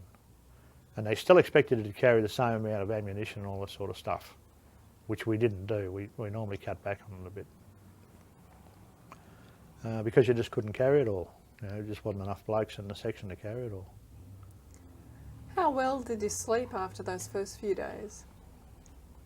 Oh, well, I don't think I ever had another good night's sleep in Vietnam, apart from at Nui Dat or at Vung Tau, because all the time, although you've gone to sleep, you're not really asleep. I mean, the majority of times the bloke didn't even have to tap you on the shoulder to wake you at 11 o'clock at night or whatever. He just had to go near you and you were awake. And you didn't feel like you'd slept very well either, sort of. Why would you carry 2 weapons? Well, different weapons for different situations. See, the M72, like if you get into a bunker system and you had to try and knock out a bunker system, well, you couldn't knock out a bunker with a machine gun or whatever. You had to fire a rocket into it. So we used to carry 2 of those. The M79 was like a little grenade. It was like an oversized shotgun. Had a bore, I think the bore was about probably 3 inches, I suppose, roughly. And you could fire grenades, or you could actually fire like a shotgun. You had shotgun cartridges as well, which were really good for close-in ambushes and that. You could, like you pointed it in their direction, pulled the trigger, and you hit somebody. So they were pretty good to use. And how did the weather affect? The weather was disastrous on, especially a contact in the mud and the dirt and all that sort of stuff. Now, we had a contact about 2 weeks after these initial contacts. We had a really big contact, and it was, it was been pretty quiet. We're patrolling along, and the forward scout of 4 platoon, we'd actually stopped to have a smoke on the track, or just off the track, and they sort of moved up in front a bit, and the forward scout spotted a couple of hoochies down through the scrub, and then he saw a bloke with a poncho over himself sitting like under a tree. He must have been a sentry. So he went back and told the company commander, and the company commander said, "Oh well, if there's 2 hoochies, there's probably 4 or 5 blokes. So what we'll do is we'll get 4 platoon, and we'll let them do an assault. They'll just line out near the track, walk forward, shoot the guy, and then do the assault." So they proceeded to do that. They walked forward, they shot the guy with the poncho over his head. It turned out to be a bloody big bunker system in there, with something like 250 guys in there altogether. And they were, there was a headquarter group, and they defended them to the last sort of, so they weren't going to just leave anyone or whatever. They were going to fight. There was no doubt about that. So 4 platoon sort of walked straight into them, and they had a couple of blokes wounded straight off, and then they couldn't go any further. They sort of got bogged down and had to extract their wounded. So then they got us to move around slightly to the left, and we tried to do an assault, and that didn't really work either. We had a couple of blokes hit sort of straight away. No one killed. Then the 6th platoon tried to do a flanker on them, and that didn't work because they were ready all around. They had claymore mines set up. They had heavy machine guns and all this sort of stuff. It was absolutely bucketing down rain, so you could hardly see a foot in front of you. You couldn't tell where a lot of the firing was coming from. You couldn't really see any of the enemy, but you just knew that there was a lot there. So all in all, we were probably, our company would have been about 80 blokes, I suppose, total. The company headquarters moved up to just behind us. The company commander got shot. He got wounded in the arm, so he was out of action. And then for 4 hours, we exchanged fire with them, and they sort of surrounded us and got up in trees and stuff like that. But they still didn't kill any of our blokes. We had a lot of blokes wounded. We immediately called in the gunships, American choppers, and they continually blasted directly in front of us. They told us to throw smoke. We'd throw smoke and say purple smoke. They'd confirm it, purple smoke over, and then they'd come in and hit the place with their miniguns and that. And the M79 grenade launchers, they had belt-fed grenade launchers as well. So, but on a lot of occasions, it was getting a bit nasty because the link was dropping on top of a set of the machine guns and all that, because that just spits it out and it falls over and it's hot and it drops down your neck or whatever, you're laying there. It was extremely muddy. Our machine gun packed it in about half a dozen times probably. Initially it got full of mud and the rounds got muddy and wouldn't fire and that, and I think that's what saved Barry and I, because we were out in the open sort of for about the first 10 minutes or so. Not only that the gun wasn't firing, because normally the machine guns draw a lot of enemy fire. As soon as you open up with a machine gun, they want to take the machine gun out. So it was pretty hairy, We moved back probably about 10 metres from where we were, behind a tree. My mate Jeffrey was, Adrian, he was my platoon commander's SIG. He was on the SIG set, and he was about probably 10 metres behind us. And everything went quiet for a little while, and then all of a sudden they opened fire again. And Jeffrey must have moved, and the SIG set fell over on his leg. And he yelled out, I've been hit. And I sort of turned around and said, Jeffrey, have a look at your SIG set, you know. And he said, oh shit, it's all right, I'm all right, I haven't been hit. I said, good on you, mate, you know. It was sort of a little bit of a funny thing in amongst all the chaos, and it was total chaos, you know. We had artillery brought in we had artillery brought in within the first 5 minutes. And then over a period of, I think the actual fight lasted for probably about 4 hours, from 4 o'clock, about 3 or 4 o'clock till just on dark. And then we sort of moved back a bit, we regrouped a bit. We got medevac choppers in to chop our bloke that wounded out. We set up the claymores, and then as we pulled out, we fired the claymores off. We carried long leads for the claymores, so we'd fire off a bank of claymores, move back through, and then fire off another bank. So we did that. We had 1,000 rounds of artillery dropped to our immediate front, sort of, the noises, you know, just chaotic, you know. They dropped the artillery, stopped the artillery, the gunships had come in, gunships would fire at 7.62, then I'd fire the grenades and they'd clear out and the artillery would drop back in again. Because we were worried that if they decided, they probably would have overrun us fairly easy. Now, one of the worst things about it was that before we did the assault, it was suggested that we drop our big packs. So we all dropped our big packs. Unfortunately, when we backed out, we didn't go through our big packs. We didn't pick up any of our gear. And it was pitch black. It was fairly thick. The jungle was reasonably thick.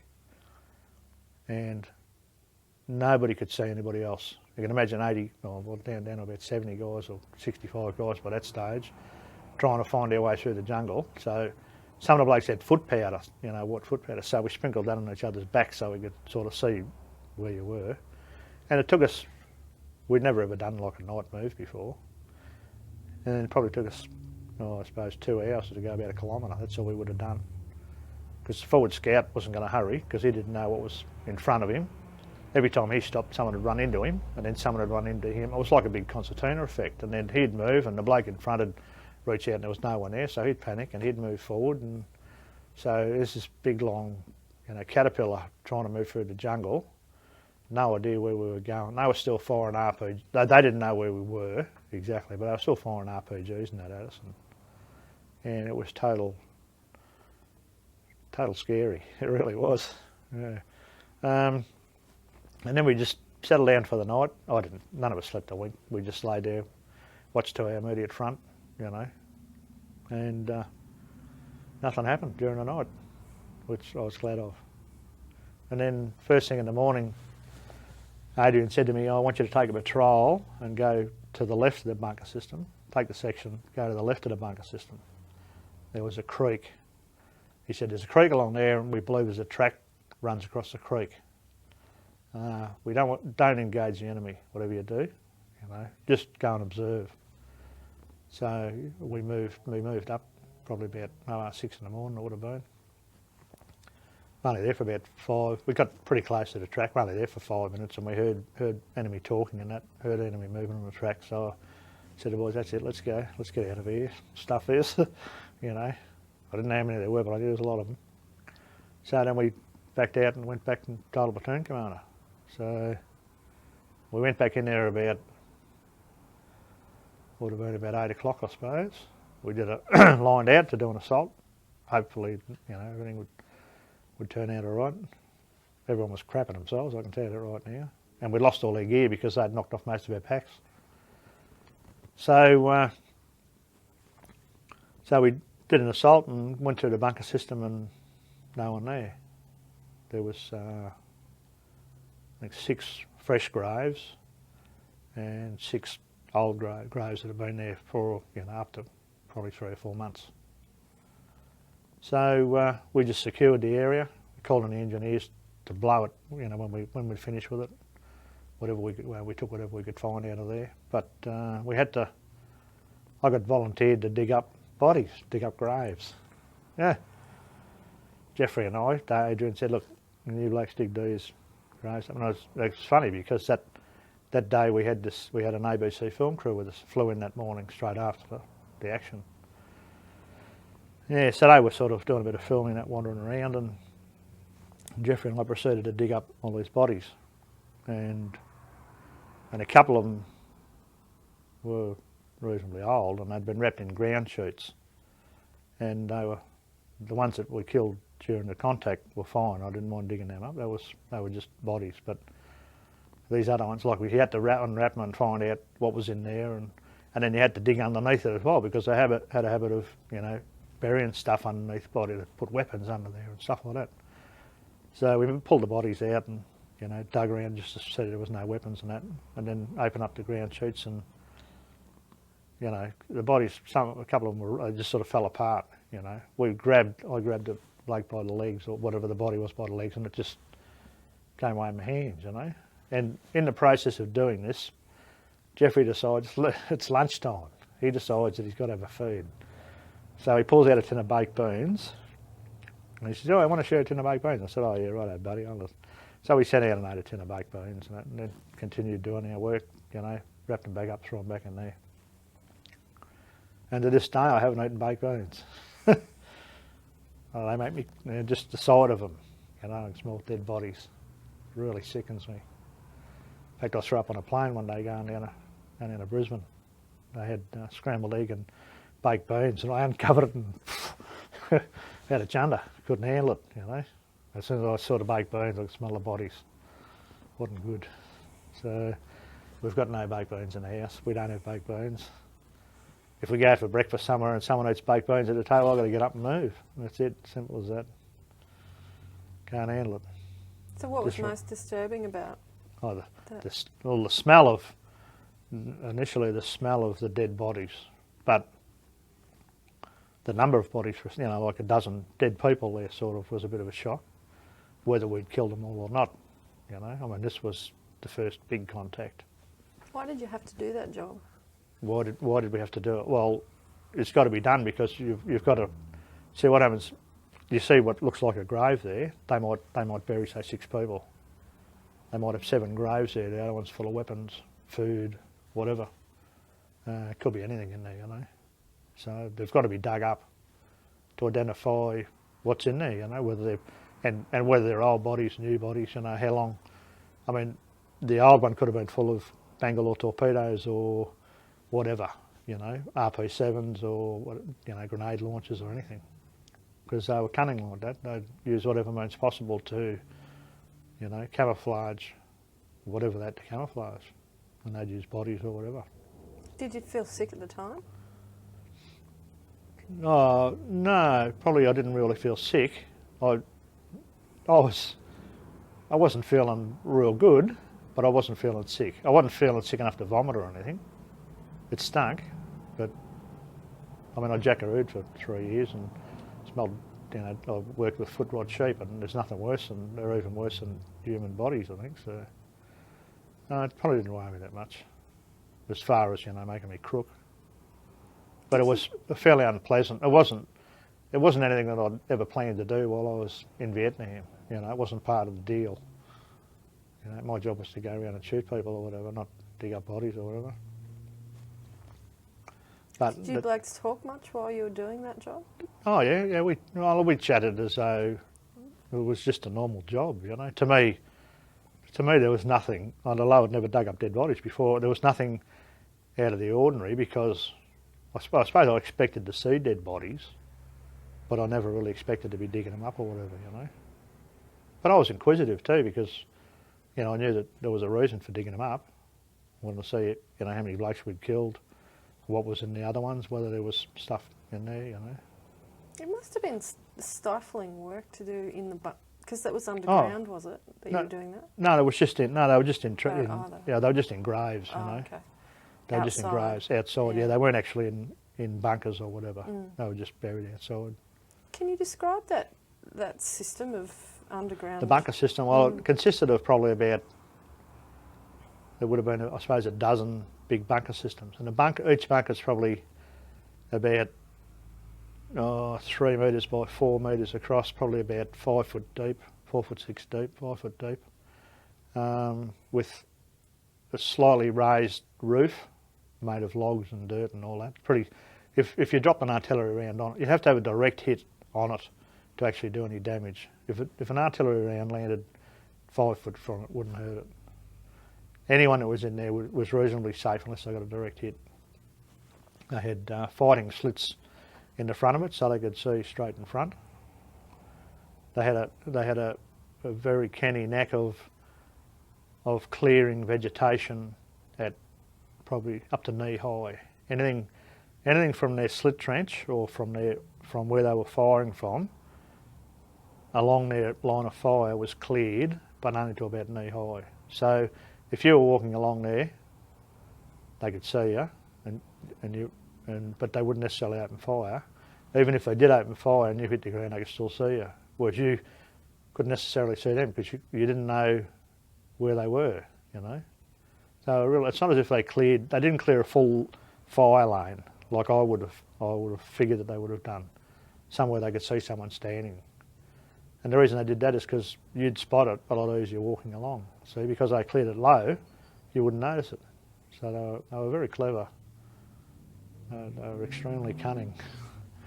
What was the general feeling when you turned up and they were gone? Oh, I was elated. I thought it was great because I think I was actually almost suffering from what shell shock or whatever they called it. I mean, a lot's said about PTSD and shell. They say, look, you know, the blokes from World War II, they called it shell shock, but I think shell shock and PTSD are a little bit different. I think PTSD is something that happens further down the track. I think shell shock is like I can imagine the guys over there in World War II with a big artillery barrage when they had, you know, like 500 field guns or something firing at once and all this sort of stuff, you know. and it's almost numbing, sort of, you know, just the volume of violence. But the advantage they had is, in a couple of days, if they were suffering a bit, you know, they could go back to Cairo or somewhere, or go back, you know, 20 kilometres behind the lines and sit down and have a break and have a beer and have a smoke and have a bed or whatever. Whereas we didn't get that luxury. We woke up the next morning in exactly the same place, sort of, you know. So my way of thinking is that they talk about the guys from the Second World War with PTSD, which they called shell shock. I reckon it's a totally different thing. I think shell shock's an initial thing in a big contact with a lot of noise and a lot of carnage, and PTSD happens years later when you wake up in the morning and all of a sudden you think, shit, what happened, you know? To me, that's the best way I can explain it, you know? So that's what happens. But when we went back in there the next day, there wasn't when we initially saw the place, there was trees everywhere and there was plenty of cover and all that sort of stuff. When we went back in the next day, there was just trees, you know, bits of tree stumps and bits of branches and leaves and shit everywhere. Nothing that resembled a tree within, you know, probably 300 or 400 metres of it. So, yeah, I'm glad they weren't there. But we found out that there was about 250 of them in there altogether. And the headquarter company of, I think it was a Chow Duk company, or one of the local VC Force companies. And while they moved out, most of them moved out that night apparently, and they had, we had Whiskey Company, who was a Kiwi. So we were actually an Anzac battalion. And we had a company of Kiwis, I think it was Whiskey Company. And they spotted, they were moving along beside a trail, and they spotted a heap of enemy moving along. They were carrying branches and trees and, you know, like camouflage. And they said they had about 25 stretcher cases. And they set up immediately to ambush them. And they said that they were within about 200 metres of the ambush when a helicopter flew over. And all of a sudden these guys just scattered everywhere. So that blew the ambush straight away. They opened fire on them, but they didn't get anybody. So it was a pretty big force. And it was something that I wasn't, I mean, to me, you know, in my training, I was going to fight, 5 blokes or 10 blokes or whatever. Well, I didn't realise I was going to be fighting, 250 guys in a bunker system. Well, up until that stage, I didn't know what a bunker system was. I mean, any bunkers that they talked about that we played games with, there was 1 or 2 or whatever. So you presume there's probably 4 blokes or 8 blokes or something. So it was immediately it was an eye opener. It was all of a sudden I realised that I was on a lot bigger scale than I thought it was going to be. The enemy were probably a lot more determined than I thought they would be. Well, when I found out that they reckoned that they'd fight till the last to protect their NCOs or their officers and that, their main groups. So that was sort of the biggest contact that I had, and that was like the first major contact. And it was scary, but I didn't sort of let it worry me that much. But I was just hoping that we wouldn't run into a force like that when we were out patrolling or whatever, just like as a section or a platoon. When you were firing on the bunker, initially when the whole thing was chaotic and crazy, how did you know where you were firing? What were you exactly firing at? Oh, well, you can tell where they were firing because they fire red tracer and we fire green. So any red tracer that came out of there was the enemy, and we could see where our blokes were. If one of our blokes could see a bunker and was firing at it, you could also put fire into it. Were you close enough to see when there was a hit? Oh, yeah. Oh, we would have been within probably, I think we got to within about 60 metres probably of the bunker system. Around about 60 metres probably. In the whole contact, I can only honestly say I saw 2 enemy that I could shoot at, but the rest of them were in their bunkers, firing out of their bunkers. And over that 4-hour period, was it pretty constant or? Yeah, it was pretty. Well, I suppose the initial contact was probably lasted an hour, with just continual exchanges of fire, and then it died off for a while. We started running out of ammo anyway. We were all getting a bit low on ammo. We had to get an ammo resupply. That was another thing we were worried about, because we figured if it lasted much longer, we'd have nothing to throw at them. In fact, we got to the stage where we threw all the smoke we had, all the smoke grenades. We chucked all them, and then we had to start throwing flares. And we were telling the chopper pilots that we've only got flares, and then a couple of times they said, "Oh, we can't see them, or we can't identify them because of all the smoke and all that." I mean, you can see purple smoke or whatever in amongst cordite smoke and rifle fire and all that sort of stuff, and grenades and RPGs and all that, but you can't. It's a bit hard to identify flares, and there's a lot of overhead cover, so it's not as if they'd be able to see it through the cover. So we were getting low on ammo and getting low on just about everything. I suppose at the time you're kind of consumed with doing what you have to do. I do, yeah. Oh, there was no thought. It's not as if I didn't even think about probably having a drink of water. It was, like when we got the resupply of ammunition, it was, pull the magazine out, pop new rounds into it, pull the belt, get the belts up and this sort of stuff to the gun, and just continue on your job. And then it was sort of until about 2 o'clock the following day. We'd had nothing to eat during the night, nothing to eat in the morning, or nothing to eat, that night. We had, because we dumped all the gear, so we finished up getting a resupply. They sent in a heap of packs and stuff like that, just general stuff that we needed that we'd been knocked off. And then it was just start patrolling again. We had, I think we had about 11 or 12 blokes seriously injured, and a heap of blokes just with minor wounds. What sort of injuries did the blokes get? Well, Mick Dunn was probably the worst. He got hit something like about 13 times altogether. He was hit almost immediately, and he got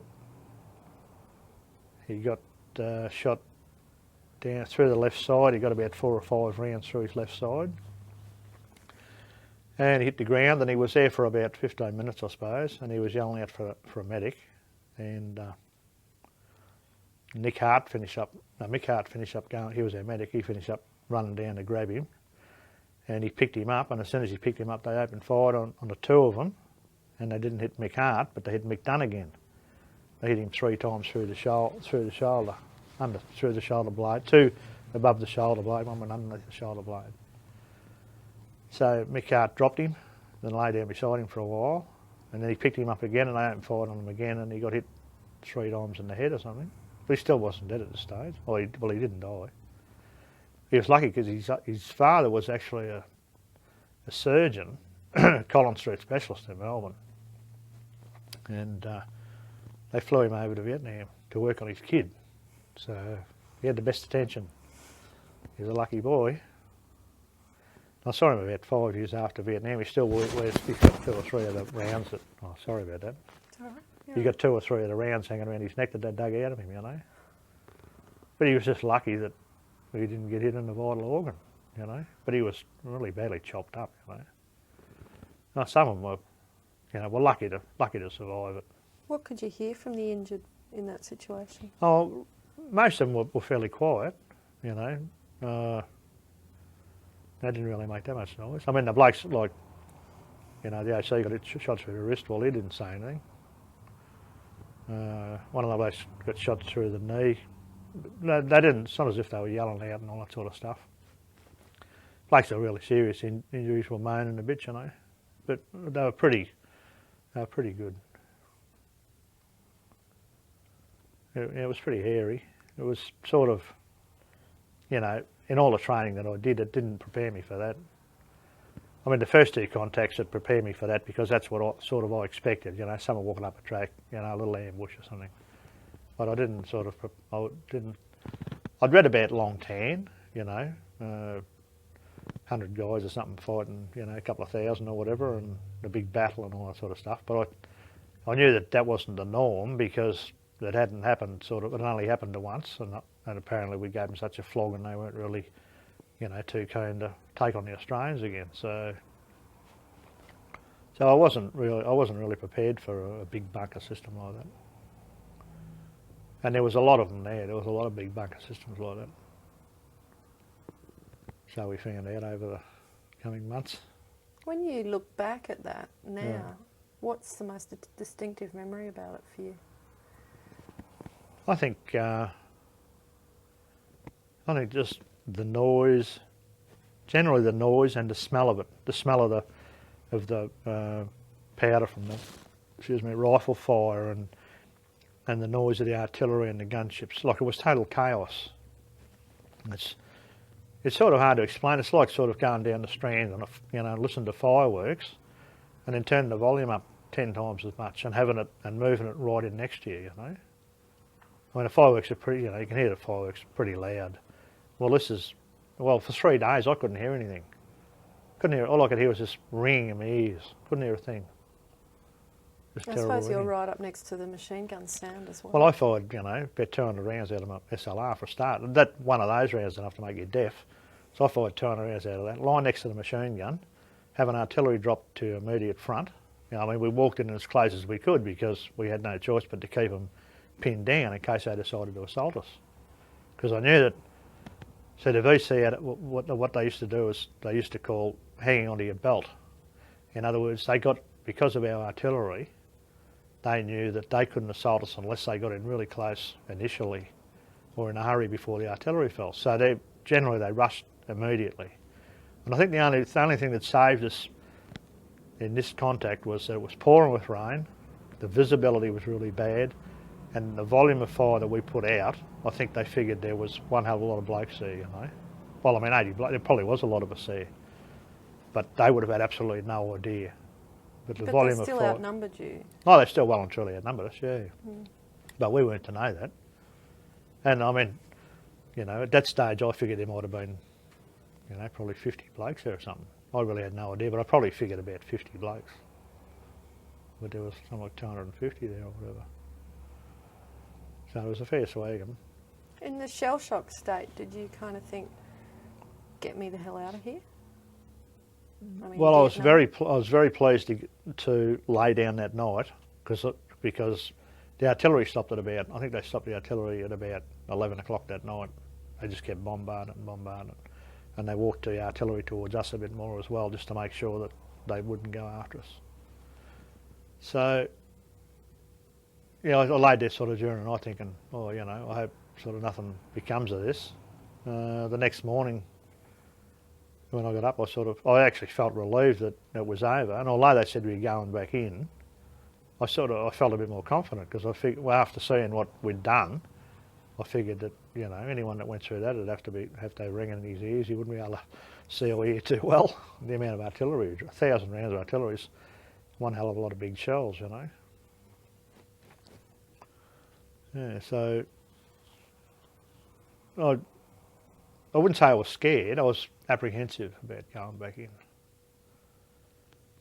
and then standing there and sort of trying to observe it and trying to picture what it was like the night before, because it looked absolutely nothing like it. You know, there was no trees, foliage. There was a few bunkers being blown up, but not many. Probably about 3 or 4 direct hits or whatever. The rest of them were still intact. So we called the engineers in and they blew them up. Were you there for that? No, we'd already moved out. We moved out that afternoon. Got the resupply from the choppers and then moved out straight away. Just started patrolling again. So did you have to get you would have had to get a whole new resupply of just Of about everything, just about everything, yeah. Yeah, they just loaded up packs and sent them out in the choppers. I think we lost about 30 packs or something altogether. And you didn't go back to Nui Dat at that point? Oh no, we were out for another 3 weeks after or whatever. The longest I did out the bush in Vietnam was 77 days with no comforts whatsoever. 2 showers in 77 days. So we went to a fire support base, I think it was fire support base Peggy. It was like we'd just finished one operation and they said they were starting another operation. We knew just straight away. Flew us into a fire support base. We were there for 2 days. We just laid there and, you know, had ration packs. Went over and had a shower. Did that the next day, and then it was time to move out again. 77 days, 2 showers, no brush your teeth, wash your body properly for 77 days. You know, no stand there for half an hour and have a good tub or whatever. No decent food, no fresh food in 77 days, no fresh tucker, all ration pack, 77 days, like eating tins of ham and egg or boned. Some of it was American stuff too, so it was like boned turkey or whatever. Some of the rations were dehydrated, which we didn't like because we had to put water with them. So that was, you know, you'd probably need about half a litre of water or something for one of these meal packs. And it tasted nice, but you didn't have the luxury of having heaps of water. In the dry season over there, you know, there wasn't many creeks around. And if you're out for a couple of days and you started running low of water, that was your bad luck. You know, you were just low on water. There's nothing you could do. A couple of times, once we called in for emergency supply of water because we were all out of it. No one had any water left. We hadn't any water for about a day. And they brought them out in plastic jerry cans, kicked them out of the chopper, and they all busted when they hit the ground. So that was really exciting, you know. We were actually sending a bloke out. We had a guy, that's right, we had a guy that was totally dehydrated, and we had to chopper him out. We asked for water to come in, so they put the penetrator through the trees, lifted our guy out, and kicked the water out, and they all just busted when they hit the ground. So that wasn't a real good idea. Don't know who came up with that one. So, how did everyone react when that happened? Oh, we were a bit pissed off. It's bad enough when you haven't had a drink for a day or whatever and it's stinking hot. How did it affect some of the blokes in that situation? Did anyone go a little bit troppo? No, everyone's still pretty good. I mean, you get very lethargic in it because you haven't got the energy to do anything, you know. I used to, with the ration packs, I used to keep the lollies out of it. I used to keep the jam, and I used to keep the condensed milk, because you could lie there during the night and just suck on one of those. It'd last you half a night, you know, just a little bit of energy. You'd wake up in the morning, you'd feel a bit better because you had, you know, about 30 grams of jam or whatever in your stomach, you know, a little bit of sugar, a little bit of energy. But water was a big problem over there, and the quality of the water was a big problem too, because if you did find a creek, and you could fill your bottle up out of it. You didn't know what was up the creek.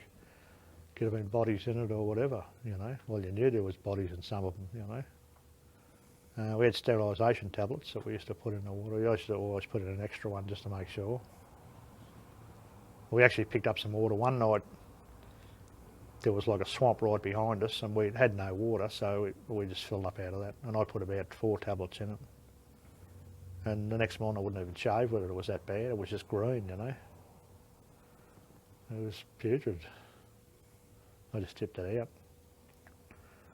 Had to wait till the resupply. How did being out that long affect morale, your morale? Yeah, well, it didn't overly concern me, and I think that the way we were fighting the war was good because we fought it as guerrillas. We didn't fight it, like I said before, the Americans, you know, wanted, you know, called the enemy to them and then wanted to, you know, firepower and manpower won the day sort of, whereas ours was, you know, if there was a hill and we knew the enemy were going up onto the hill all the time, right, there's not much point in assaulting the hill. All you do is just get around the base of the hill and shoot them when they were heading for the hill or cut off their supplies so, you know, they can't do anything to you, you know. The Yanks, you know, they used to storm hills and lose 50 blokes or 100 blokes, get to the top, wave the American flag and then leave it. Well, I couldn't see any point in that. It didn't make any sense to me. The way we did it was stealth, you know. We crept around through the jungle and, you know, we mightn't have killed anywhere near as many as they did, but for the amount of blokes that we had killed, we had an exceptional rate of kill for the amount of blokes we had killed. I think we lost about 20, I think we had 27 killed in the battalion and we had about 150 wounded. For a body count of, well, we killed over 100 of them on the first op, so, you know, I think it was something like, you know, 500 or 600 probably total. And it's sort of, this is an American body count job. This is, you know, we had to identify them and, you know, all this sort of stuff. Not, no, we possibly could have killed them or whatever. So in the first operation at the bunkers that you talked about before? The bunkers, yeah. 100? No, for the whole operation, for that, just for Operation Laverack, which was the first op, we killed 100. We had 3 of our own killed and 47 or something wounded, I think. So, you know, the odds were still fairly good, although if you have 1 bloke killed, it's not real good, you know. 2 of the other guys, we only had 1 bloke out of the battalion. There was only 1 Australian killed, but 2 of the other blokes were Kiwis. So, yeah. What sort of operations were you involved with when you were out for that 77 days? It was just patrolling, ambushing, patrolling, ambushing. They'd come in, pick you up with the chopper, drop you in another area immediately. You might patrol for 3 or 4 days. You might have 2 or 3 contacts. You might go for 2 weeks and not see anything. And then that's, after 2 weeks, you're really starting to feel a bit let down, sort of, because there's no adrenaline rush. It's the boredom starting to set in, and that's when things go wrong. So you're patrolling, you're ambushing, nothing's happening. Everyone's starting to lose concentration. You're starting to think of having a beer when you get back, and, you know, your girlfriend and all that, instead of concentrating on your job, which was extremely difficult over a long period.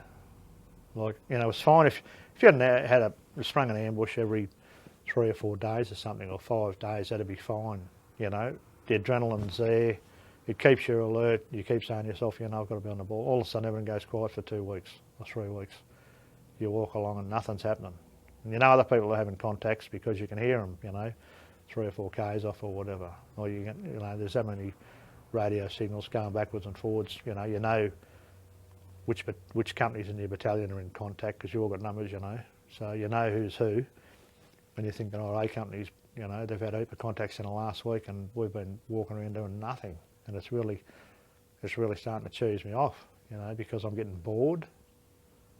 And I used to hope that something would happen. I know it sounds stupid, but I used to hope that something would happen to stop the boredom, you know, so that I'd be more alert and, you know, hopefully continue winning the war or whatever. Well, when you were out for those 77 Yeah. days, for example, how did you deal with matters of hygiene and things like that? Hygiene went by the wayside. In fact, there's been a lot of controversy over blokes going for certain illnesses and things like that since we've been back.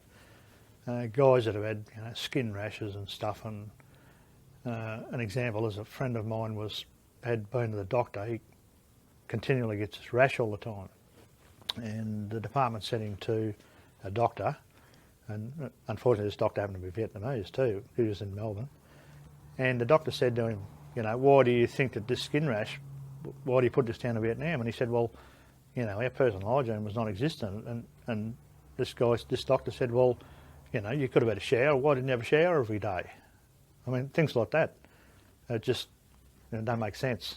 Obviously, he doesn't know anything about Vietnam. He's treating a Vietnam vet, but he's got no idea what his problem is. He says, I don't see why skin rashes would be a problem. But obviously, if you don't bathe for 2 months at a time or whatever, it's got to create a problem. So what were the conditions like in terms of how you dealt with bodily functions and all that sort of thing? I mean, no showers. No showers, no toilet. Well, you walked out. If you were patrolling and you were really busting to go to the toilet, you'd give a little bit of a whistle and you'd just, let them know that you were going out 10 metres or whatever, and you just drop your dacks. The toilet paper that they supplied you in these ration packs was a laugh. It was like glass. I think there was about 5 sheets in it, 5 little sheets in it, folded over, and it was shiny on one side and a little bit rough on the other, and that was it. Now, that was absolutely hopeless, but the good thing about it was green. It was camouflage, so you didn't notice it if you used it or whatever. But we totally lacked hygiene. I wouldn't use a toothbrush or toothpaste. Well, for a start, you needed water, so that was the last thing I was worried about, was brushing my teeth. As far as going to the toilet goes, you just went whenever you could. It was if you had diarrhea, well, that was bad luck. You had diarrhea. You couldn't do anything about it. You'd get your medic would carry something for it or whatever. But if you crap yourself, well, you crap yourself. That was bad luck. You didn't have a change of greens. You just try and keep away from the bloke in front of you a bit, and hope it was going to rain shortly. I mean, sometimes we used to get a resupply generally every 5 days, but if on the 5th day you had a contact, well, you didn't get a resupply. So you might go 6 or 7 days without you might go without food for 2 days, go without water for 2 days. And what they used to do is they used to fly us in. I never wore socks while I was over there. I threw away the socks, because when you wear socks and they get wet, your feet get wet and they stay wet. Now, you hardly ever took your boots off. Most of the blokes never ever took their boots off. If you did, you took them off to inspect them to make sure your feet were still there, and then put your boots back on. The guys that got, if we often walk through rice paddies or creeks or whatever up to our shoulders or whatever, carry our weapons and above our heads. Now, when you got to the other side of that, if you had socks on, your socks stayed wet. Unless you had time to take your boots off, wring your socks out and all that, I used to just lay up against a tree and put my feet up, drain the water out of them. Generally, during the night, your feet would be almost dry in the morning. So that was how I coped with, rotting feet. And the majority of the blokes, a lot of the blokes didn't wear socks. Some of them did. Some of them carried like half a dozen pair of socks. But I couldn't see any point in it. It just wasn't worth it. And was there any danger in wearing wet socks all the time? Oh, I used to suffer from tinea and foot rot and all. I mean, sometimes, you could take your socks off and half the sole of your foot would peel off of it, You know what it's like if you've been in a swimming pool for 4 hours, what your skin goes like. Well, that's what your feet are like. And if they're like that for days on end, it's not real good for your feet. Your feet blister very easily. If you're doing a lot of walking and your feet are really wet, 2 minutes of rubbing on that foot and you've got yourself a blister there, But I can honestly say that I had the perfect feet, and I've still got the perfect feet. They never ever let me down. They were good. What about your health generally? What sort of things did you suffer from? Over there, Nothing really, nothing, except a bad odour, and I think we all suffered from that. That was one thing about it, we all stunk the same, so it didn't make any difference. But no, I didn't suffer from any health problems. What about other men in your platoon? A few blokes from dehydration and that. Rashes, a lot of rashes, you know, rashes around the groin and under the arms and stuff like that. Chafing where your webbing rode on your hips, your shoulders where you're carrying your big packs. Because like in the wet season, you've been out there for a week and you've been wet for a week. In all that time, while you're patrolling during the day, your pack's dragging on your shoulders. It's not doing your skin any good at all, you know. So there was a lot of blisters and rashes and, you know, body rashes and stuff like that. But no one complained because no one wanted to let the side down. You didn't put your hand up and say, look, I want to go back and see the MO because I've got a rash between my legs. You just put up with it. You know, you got a bit of foot powder and sprinkle it around there or whatever. We had plenty of foot powder, stick over foot powder on it. It was good. It cured everything. I think it did anyway. Yeah. So you didn't complain to each other. What did No you one talk complained. about to each other? We didn't talk. Basically didn't talk. You wouldn't say any more than, the average bloke wouldn't say any more than a dozen words a day, unless he had to. If you had to speak to the platoon commander, if you were the forward scout, the platoon commander called you back and said, now listen, I want you to change, and it'd be a whisper, he'd say, I want you to change course, head at such and such a bearing or whatever, we'll go 1,000 metres, stop, and then we might harbour up for a while, try and find a good harbour spot. That would be it. That's all he would say. Very limited contact. You could walk all day and not say a word to anybody. And at night time, if you were going to say something, it was very limited because you could hear in the jungle at night, you can hear from a long way off.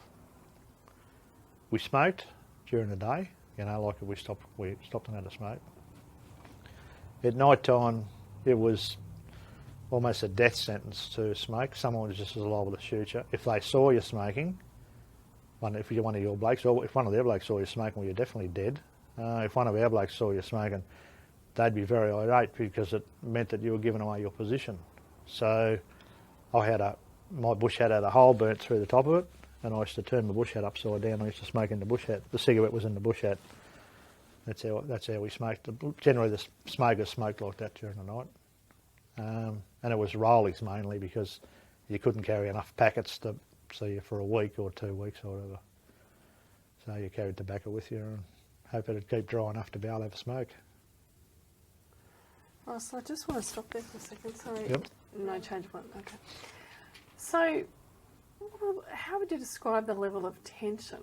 Not being able to talk and all the time wondering about where No, I honestly don't think that it really worried anybody. No, I was happy to keep quiet, and I was happy that other people kept quiet because the quieter you kept, the safer you were. In fact, if someone spoke and you could hear it, then the enemy could hear it, generally. So, I mean, if the bloke down the back yelled out something, you'd give him a stern look or whatever, and generally no one did. But I think a lot of blokes would want to go down and beat him with a rifle butt if someone talked loud enough that other people could hear them. It was mainly hand signals. At night time, if you're lying with your mate and you're only 4 inches away, you could whisper to each other. But then you're normally too buggered to talk anyway. You want to do is try and get a bit of shut eye.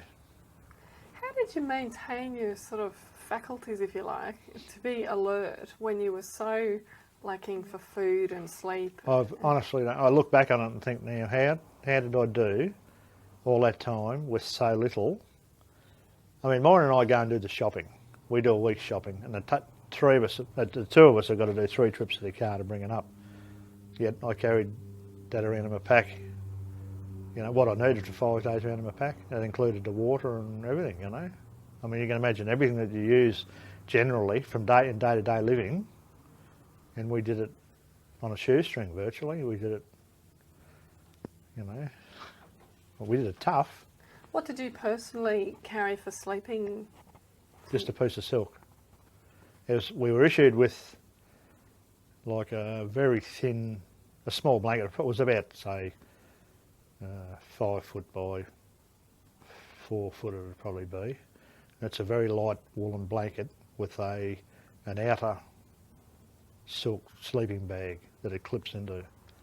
Well, I just carried the outer silk. I didn't carry the blanket because it took up too much room. The less of that you had, the more water you could carry, or the more ammunition. I'd rather carry more water and more ammunition than carry a toothbrush or anything like that. We didn't shave regularly because our platoon commander said if we met up with the company we had to have a shave in the morning, but generally he wasn't concerned about it. Well, you couldn't waste the water. So what sort of comfort did that piece of silk give you? It was beautiful. I loved it. No, it was nice and warm. It didn't keep the rain out, but no, it was good. I generally just put it over the top of me anyway, because it was a bit like a sleeping bag. It was stitched on one end, but it was split 3/4 of the way up, but I just used to throw it over me. And most of the blokes didn't carry hoochies. You know, we hardly ever hoochied up. Only if we knew we were in a really safe area. And well, like I said, most of the blokes didn't carry hoochies anyway, so it was too much of a hassle to put them up and pull them back down again. And at night, when you were more or less sort of sleeping or sort of but on patrol, what about dealing with going to the toilet in those situations? And just where you were. You just rolled over and did what you had to do right next to you. Didn't worry about a shovel or anything like that. It wasn't uncomfortable. It's not as if, because everyone was doing it. And it's not as if you say, look at this. Look what this grub has just done just beside you there. It was always the same, you know. You certainly wouldn't get up and walk out, 30 or 40 metres to go to the toilet because you didn't know what was out there. And then you didn't know, you hoped that the blokes that you had on sentry knew that you were out there. There was nothing worse than getting up to do a gun picket. We used to run hoochie cord around our perimeter. And so you knew where to get to the gun if it was pitch black. And you could just grab the cord and follow the cord to the gun. If you let go of that cord, you didn't know where you were. And you might finish up stumbling around in the dark for the next week, well not for the next week, but for the rest of the night, trying to find the blokes that were getting shot at. So you moved very little.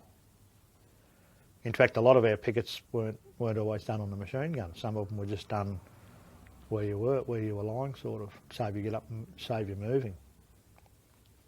But it was always a worry if you did a gun picket and you knew you're on at 2 o'clock and no one woke you up.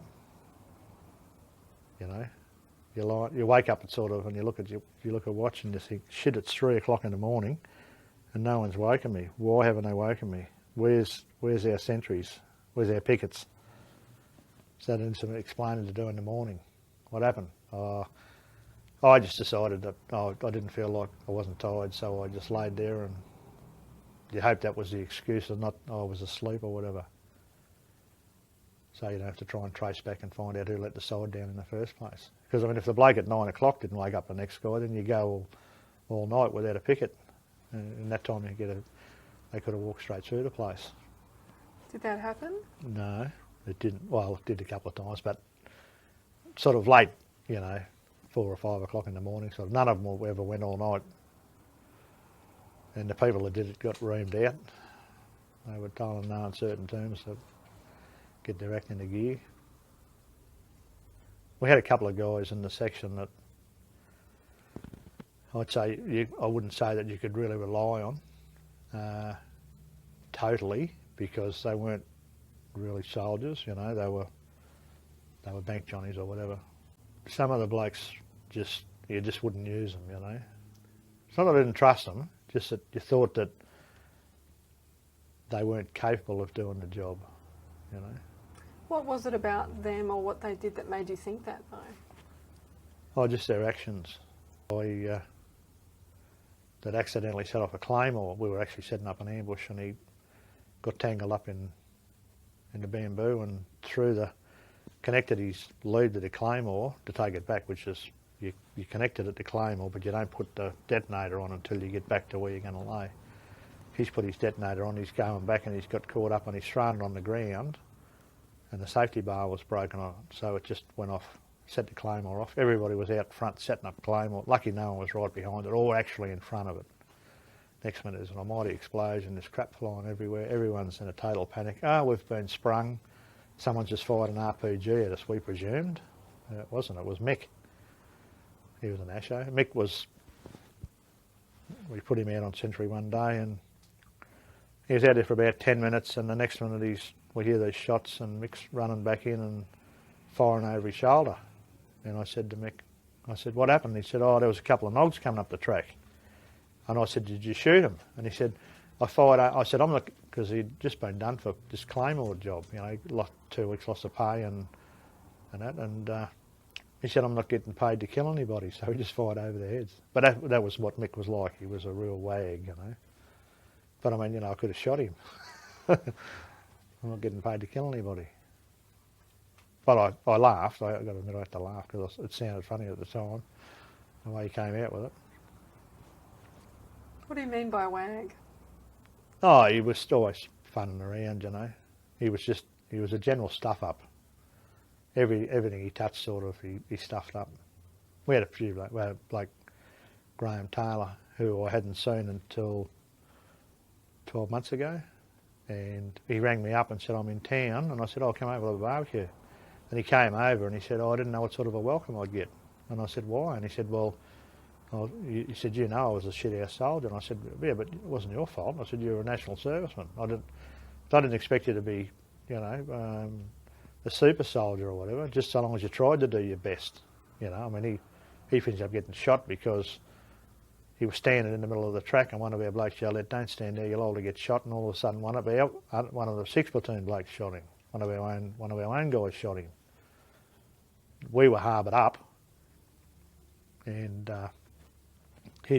Graham had moved round onto the track and 6th platoon was supposed to be on the other side patrolling on the other side of the creek. The going got too tough for them, so they crossed to our side without telling us.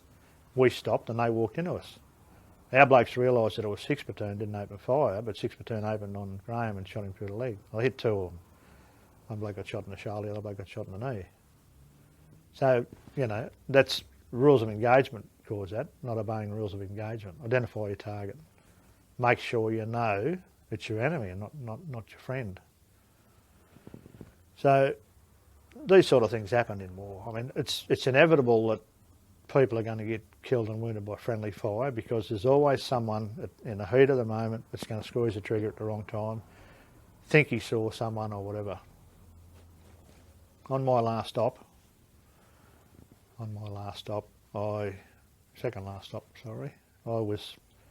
we had a contact and we killed a couple of guys.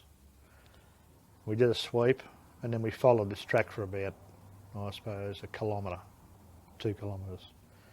We stopped at a track junction and platoon headquarters and my section stayed on the track junction and the 2 other sections went up either track just to follow it and see if anyone had been up there. Now, while we were in that little harbour, what we call a harbour, we had all round the fence out. I noticed it looked like someone had run through the scrub just in front of where we were. So I said to Johnny Holgate, he was my forward scout, I said, Johnny, I think it looks like someone's gone through the scrub.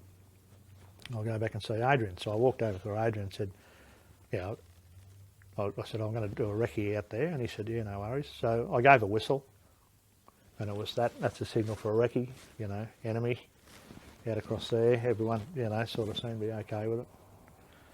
And so we went out, we went back down the track a little bit and then we did a sweep and we were out about 40 metres, I suppose, the 2 of us.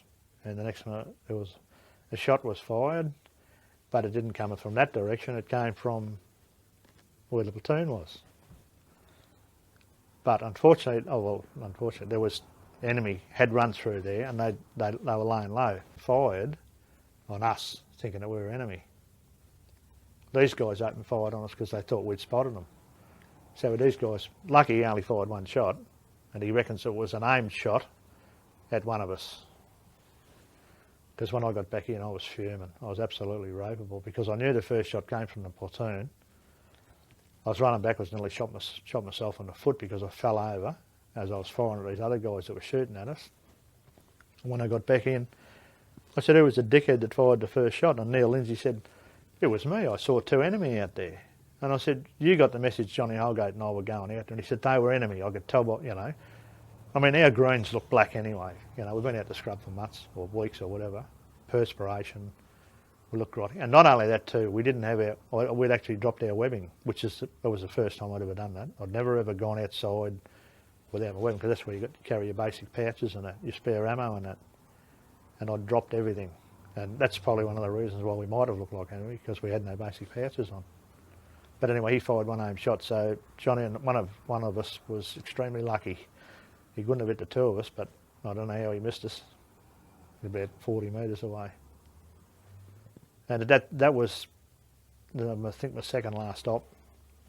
And that was when I decided that I wasn't going to sign on and do any more time over there. I figured that was enough for me.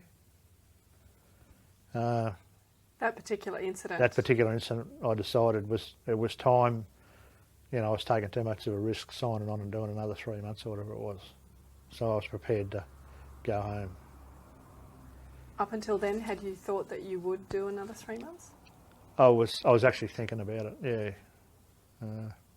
I was seriously thinking about it.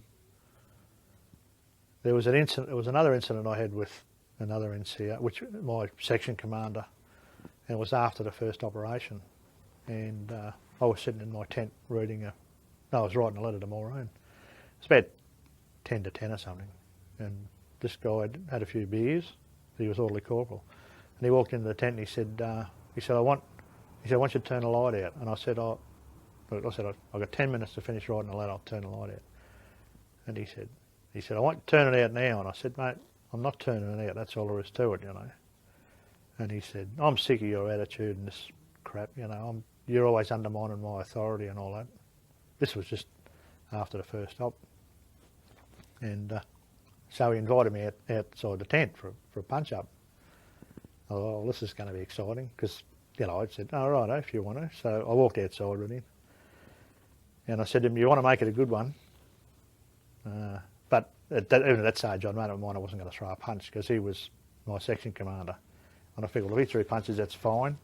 If someone said what happened, I'll say, well, he punched the crap out of me, you know, but I wasn't going to hit him back. So anyway, he smacked me one really good one in the jaw, just about busting the jaw with the first punch, I reckon. And then and I just covered up, and he started punching the hell out of me. And after, I suppose, about 30 seconds or a minute, I just started laughing. And all the boys had come out of their tents and all that sort of stuff. Fight, you know, clapping and cheering and all that. Hit him. And I didn't have to throw a punch. Anyway, in the finish, he stopped throwing punches, and then he tried to put his arm around me. And he said, no, listen, he said, oh, buddy, you know, you've always been number one or something. And I just said, piss off, you know. And he was gone about 2 weeks later. He's back home. So that was probably the best thing that happened to our section and our platoon while we were over there. Out of all the other instances that happened, that was probably the best, him leaving. That was the section commander who ordered you to shoot at the civilians. Yeah. Mm. Do you know what happened to him after he went home? I know of him. Yeah, I still contact him actually, because as much as I dislike him, he was still part of the team. I mean, he was invited up here for the reunion because he was part of the team. And I wouldn't hold it against him. It's obvious, I mean, people do things that they shouldn't do. We all know that, but I don't hold grudges against anybody, so I just, you know, doing what I did to him was enough. You know, I embarrassed the crap out of him. In fact, the next morning I had to go over to the Q store, and Billy McCutcheon was a QM. And I walked in there and Billy said to me, oh, what's this? I hear you got into a bit of a punch-up last night. And I said, oh, did you hear about it, did you? And he said, yeah. He said, you won the fight and you didn't even have to throw a punch. That was pretty good. So, you know, it got around pretty quick that, you know. Anyway, this guy, Neil, finished up in hospital for about a week or something apparently. He had diarrhea. Apparently the same thing happened on the first tour. He got really bad diarrhea and came home. And I'd since been told that he was just eating sweet biscuits or whatever and drinking black tea. And obviously that's going to give you diarrhea or something. You can't just live on that. So whether he was whether it was a plan to get out of Vietnam, I don't know. But I know that he shouldn't have gone. Most of the second tour blokes, I don't think, should have gone out. I don't think anyone should have to go through that twice and be sane and be able to do the job properly. Especially when you've come home, you've seen what life's all about. You know, you've walked in the pubs, you've watched the TV, and you've taken your girlfriend out, and then all of a sudden you're back in Vietnam again. It's not real good, you know. You did that. Did you have leave while you were in? I did. Yeah, I came home and I got engaged. Yeah, How long 5 into your days. tour of duty was it that you came home? I was over there for about 5 months, I think, before I came home. I was out the bush one day on an operation. I flew out on a resupply, but I backloaded on a resupply back to Nui Dat. That was that morning. That afternoon I was at Tonsanut in Saigon. That night, 2 o'clock in the morning, I was in Sydney. That afternoon I was in Townsville, sitting there talking to Maureen. It was amazing, you know, sort of like, one minute you're sort of full on, and the next minute, but I was still full on. I hadn't turned off, and I don't think you do. I was still doing gun picket at like 2 o'clock in the morning, sitting on the front patio, you know. Morning, come and say, what are you doing? Just having a cigarette, you know. 5 days of total confusion because I wasn't where I was supposed to be, you know. I was worried that the blokes were there and I wasn't there. I was glad that I was home with Maureen, but I still couldn't accept the fact that I wasn't in a war zone. You know, yesterday I was in a war zone. Today I'm sitting there drinking coffee, having a cigarette, having a beer, whatever, you know. And I think I was home for about 3 days. And I said to Maureen, will you marry me? And she said, yeah, okay. So that was good. Was that something you had planned before? No plans. No, wasn't planned. No, it was spontaneous. And my mother was up from Melbourne because she knew that I was coming home on R&R. And I said to her, you know, we've decided to get engaged. And she said, oh, good on you. And then it was like gone in, you know, a couple of days and it was all over and I was back on the plane heading back to Nui Dat. You know, within the day and a half I was back at the bush again. One of the operations we did was a commemoration to the blokes at Long Tan, and we had our engineers made up a cross to be placed at the battle site of Long Tan.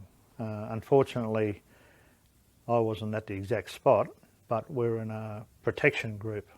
Well, they had about, I think, 15 or 16 of the original Long Tan vets at the cross, and we protected them.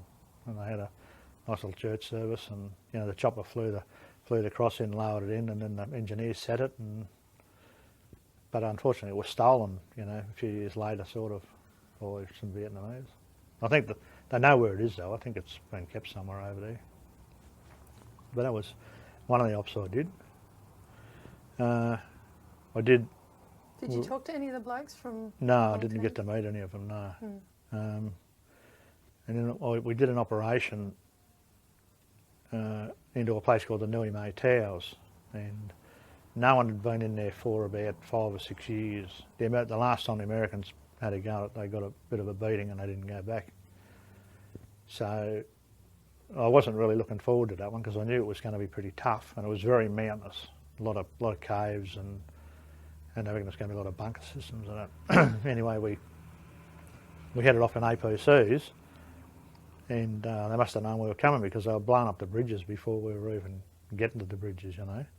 We had a bridge layer, so they were laying bridges over creeks and stuff. Anyway, we were at around like the base of the Nui Towers, and we sat for about 2 days while the Yanks bombed it with B-52s, and how anyone could survive up in those mountains with the B-52s dropping bombs has got me beat. The ground just shook, and it was just constant for 2 days before we went in there. And it was probably good in one way that it probably drove a lot of them out and killed a lot of them, but it also made it difficult for us because of the amount of bomb craters and that. Because everywhere you walked, there was a bomb crater, and it was generally full of water, half full of water or full of mud. And excuse me, all the trees were knocked over, so you couldn't go in a straight line. So it was, you set your forward scout on a course, and you didn't look anything like getting there, because you'd have to do it. You'd do a detour to the left. You want to come back right, but there was another bomb crater, so you'd have to go left again, and then there'd be a bomb crater to your right, so then you'd have to go left, and it was extremely difficult to operate in, and it was very mountainous. Like you had to be a mountain goat almost to walk up there, and the amount of stuff that we were carrying and all this sort of stuff. We had a few small contacts, nothing major. And we came across a lot of bunker systems, empty bunker systems, but we found a lot of caches with rice and medical supplies. And we captured we caught about 20 or 30 not actually POWs, detainees that we presume were VC or whatever. That most of them were out of the hospital system that was called the K26, I think. And when we eventually found that, it was unbelievable. They had operating theatres, and they had a mini miner motor set up there for electricity, generator. They had operating tables and dentist chair and all sorts of stuff in there. And it was a really well-equipped underground hospital. There wasn't much that they didn't have in there. They had, we took out, the 6th Battalion took out the biggest haul of medical equipment, drugs and all that sort of stuff that had been captured in the whole of the Vietnam War. It was the biggest cache, but probably because it was in an area that no one had been into, and I think they felt fairly safe in there. But you describe what you see when you go into that underground hospital? Well, it wasn't actually dug underground. It was dug in the ground and then overhead cover put over it. Most of it. It wasn't deep underground, so it was more like a giant bunker system, with leading passageways and all that. But there was heaps of equipment. They left heaps of equipment in that behind. A lot of documents. We picked up stuff that, like, I think it was later on in that operation, they came across these, it was in the Nui Towers. We captured, B Company captured, I wasn't at the time, they captured a thing called a one-toe pad, I think it was called. It was something to do with their signals communication. And only one other set had ever been captured in the whole of the Vietnam War. So, the boys sort of did pretty good with that. But I wasn't actually with them at the time that were captured. But so what would happen when you get a cache like that? Where would it go? Well, most of the medical supplies went back to be distributed to, other people that needed it. So the United, I think it was. I'm not sure whether it was something set up by, I think it was set up by the UN, by the United Nations actually, and they distributed it. So it was good to know that came in handy for someone anyway. And how did they respond to being detained? Yeah, no, they were pretty passive, the majority of them, probably because of the amount of destruction that went on around them. We only had minor contacts. We had a few ambushes. A couple of times we had like snipers firing a couple of shots at us and then taking off. But apart from that, it was really fairly quiet. Well, I think we only had one bloke wounded or something on that op. That was probably about the quietest op we had. It was probably the toughest as far as physical endurance and that went, but it was probably the quietest as far as contacts with the enemy and that went. And how long did that last for? Oh, that one lasted about 4 weeks, I think. About 4 weeks. And then the next operation I did was a big operation with the armour. We had a squadron of tanks. We had I think we had some Yank tanks. We had some mobile guns, some 155 track-mounted guns, and a couple of squadrons of APCs. It was the biggest armoured convoy since the Second World War that the Australians have been involved in. But it was pointless in Vietnam. It didn't make any sense because you could hear us coming from 20 miles away, So we sort of wandered around there for a while. We spent a bit of time along the beach, ambushing craft, you know, hoping the craft were going to come in the beach and that would ambush them. And we had limited contacts, obviously because of the noise. I mean, I don't think the majority of the weapons that the local guys had around there weren't good enough to take on tanks or whatever. So it was fairly quiet, lasted a while. That was basically the last operation that I did over in Vietnam. I was out on that for about 2 weeks. And I was sitting in an APC reading a comic. And I heard him say, Lance Corporal ARG is to RTA. And I said to the boys, Jesus, that's me. I'm going home. Because at that stage, I was due out on the 27th of February. And this was like late January. And I had 45 days leave coming to me. And it didn't compute. I figured, you know, I should have been home 3 weeks ago or whatever. So I'm out the bush there with the boys, and next minute the Yanks came in and picked me up with a little Bell Jet Ranger or whatever it was, a little Bell Bubble anyway, just a pilot. So I jumped in, and I said, where are you taking me? And he said, up to a place called Ham Tarn. It's a Yank base. Righto, no worries. So we took off and we flew up along the beach, flew about 15 k's up along the beach, and then inland up a river and over a few bridges, and he just dropped me off at this big Yank base, you know. And I was covered in crap, and the boys had backloaded a bit of gear on me, and I had no money or anything. And I got off the chopper, and this Yank captain walked over and said, you know, hi Aussie, you know, what are you doing? And I said, well, I've got to go back to Nui Dat. And he said, there's no kangaroo flights coming in here for 3 days. He said, they've got to pick up an APC motor. In 3 days' time, you can go back on that. And I said, well, what am I supposed to do? I've got nothing. He said, there's a room over there. He said, go and put your stuff in. Go and put your stuff over. A pair of clean greens over there, put them on. We'll get your stuff all cleaned up. So I did that.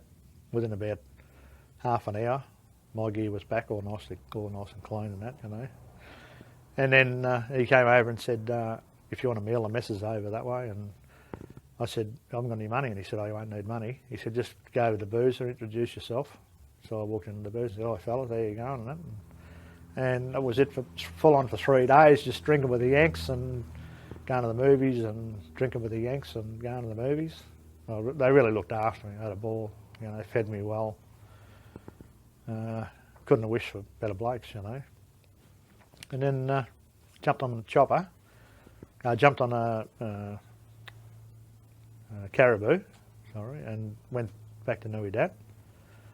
And arrived back there, and they said, oh, you've got 9 days to go in country. And I thought, wow, thank God it's finally over. You know, this is like a dream come true. I was sort of apprehensive because I didn't want to leave the blokes, you know, but I didn't want to spend any more time there. I'd copped enough.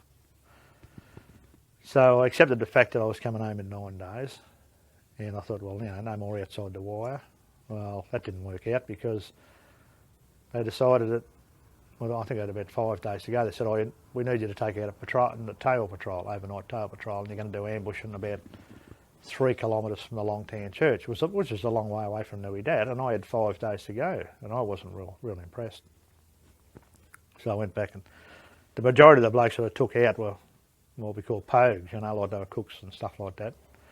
There was probably 3 or 4 of our platoon that was still back in there doing, because you always had to leave someone behind to man the guns and do pickets. And so I think there was about 9 of us, I think, altogether went out. My instructions were to drop off the Long Tan Church, head east about 3 kilometres, blah, blah, blah, as a track. We want you to ambush the track or whatever. We got off the trucks. We went about 300 metres. I said to the boys, this is pretty thick here, isn't it? And they said, yeah. I said, okay, this is where we're setting up for the night. I wasn't going 3 kilometres, no way. I'd made up my mind I wasn't going to get shot, you know, with 5 days to go or whatever. And so I said to the boys, you know, and I told them they could take a can of beer out each. They could take a radio as long as they had an earplug in, because this is sort of pretty close to the Dat. You don't expect anything to happen. Yeah, so we harboured up, you know, put the sentries out, told them not to make a noise, you know, wake me at 6 o'clock in the morning or 5 o'clock in the morning, wake me just before the sun comes up.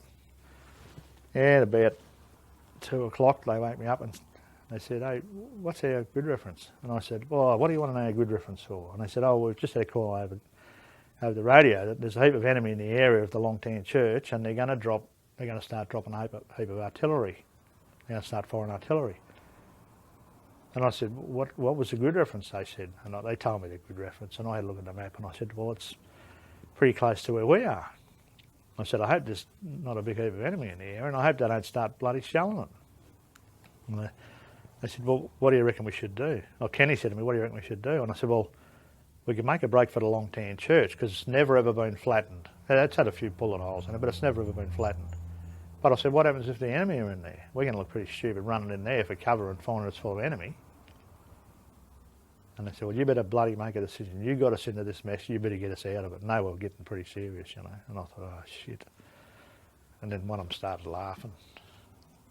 I thought, you bastards. They set me up. They set me up. I could have killed them, you know, because I'm thinking 5 days to go. Not only am I going to die, but I'm going to get these other 9 guys killed as well.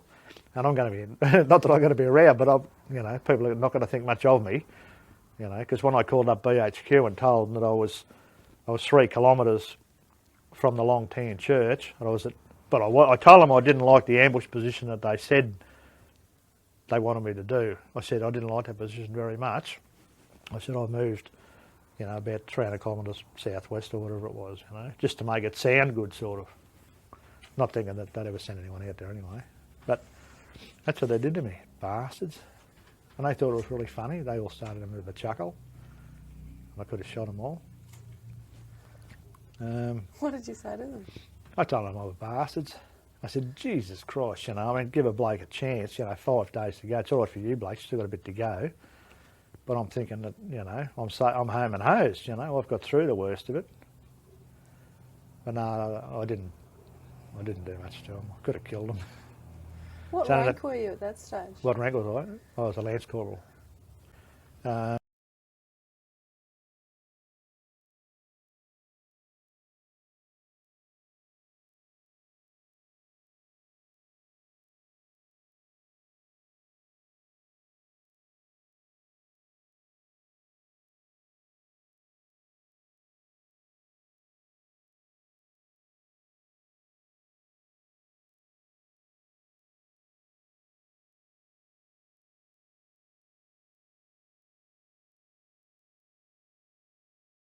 What they call a 90-day wonder anyway. They did stuff all and then they sent him over there. And this guy was absolutely hopeless. He couldn't read a map for shit. He used to get us, we were never lost, we were misplaced a lot of times, you know. And on one occasion we were fairly well lost. No, we weren't lost. Snow and I knew where we were, exactly on the map. But Andy didn't believe us. Andy decided, no, we're lost. So he called for a marked mission, which is the artillery. You tell the artillery where you want 3 rounds fired. You lay your map on the ground, you orient it, and then you tell the artillery to drop around here, around there, and around there on your map. So you give them the coordinates for the 3 rounds. The artillery fires the 3 rounds. When you hear the first one, they fire 1, you take a bearing on it. You look at the map and you say, that's about the bearing where, if you think you're in that position there, that's where you drop your round. So you take a bearing, bang, yeah, that's pretty well spot on. So you mark it on the map where the bearing was, and you do that 3 times and you get the exact spot. But with our dickhead platoon commander, he reckoned we were there. He didn't reckon where we were. But that's where he called a round in, where he reckons we were. Like we knew we were here. He called around there, and around there, and that's where we were. Where Snow and I said we were. He said we were over there. He just about dropped a big 155 just about right on top of us. It would have landed 200 metres away. And we said to him, look, you know, from now, the good thing about him was that he didn't generally push us as far as decision making. He didn't push us as far as his decision making went. If we got into a contact, he just moved up to the back and let us do what we thought was best. Because he had, you know, like he'd arrived in Vietnam halfway through our tour. He had no experience in Vietnam and he's expected to take over. You know, I mean, we sort of didn't let it happen. you know, because we knew it was going to be safer if we did it. The only other time he nearly killed us was we had to form a cut-off group in a creek bed. This is how bright this platoon commander is. And we're in a creek bed, which has got to be at the bottom of a hill. It can't be on the top of a hill, a creek bed. So we've looked at the map, and Snow and I have worked out where we are. And we've walked 2 kilometres. And Andy says, no, we've still got another 600 metres to go, or 700 metres to go, which was on top of this hill. But we knew we had to be a cut-off group, put an ambush in the creek bed. We just sort of did what he was told. The only trouble is that the rest of the company, they were doing an assault over the hill, and we met them at the top of the hill. And the only thing that saved us was Snow again and got caught up in a bit of wader wire or something, or bamboo, and was swearing and cursing and said, you know, you fucking dill or whatever, you've taken us to the top of the hill. And the next minute someone yelled out Aussies or whatever, you know, and it was the rest of the company coming over the hill. And we got punished. We got sent, you know, the rest of the blokes went back to Nui Dat after that episode. We had to go for a walk for 3 days and teach him how to map read, you know, so he wasn't the best of platoon commanders. Although, like I said, generally we had him fairly well controlled, which was good. If we had a contact, he just moved up the back and he could call in artillery and that. We let him call in artillery and stuff like that, but generally he just sort of kept out of the way, you know. I'm glad I didn't spend the whole tour with him. I think it would have been a disastrous tour if he had been there initially. Who did you spend most of the tour with? We spent most of it with Adrian, right. Adrian Darjo. And what was he like? How much? He was excellent. Everything he did was spot on. He didn't stop. He knew that if he said we were here on a map, that's exactly where we were. You know, he could call in. Well, he took over from the company. He took over the company when the company commander got shot in the big contact, and he called in all the artillery and called in the gunships, and he ended up getting a military cross out of it. He won an MC.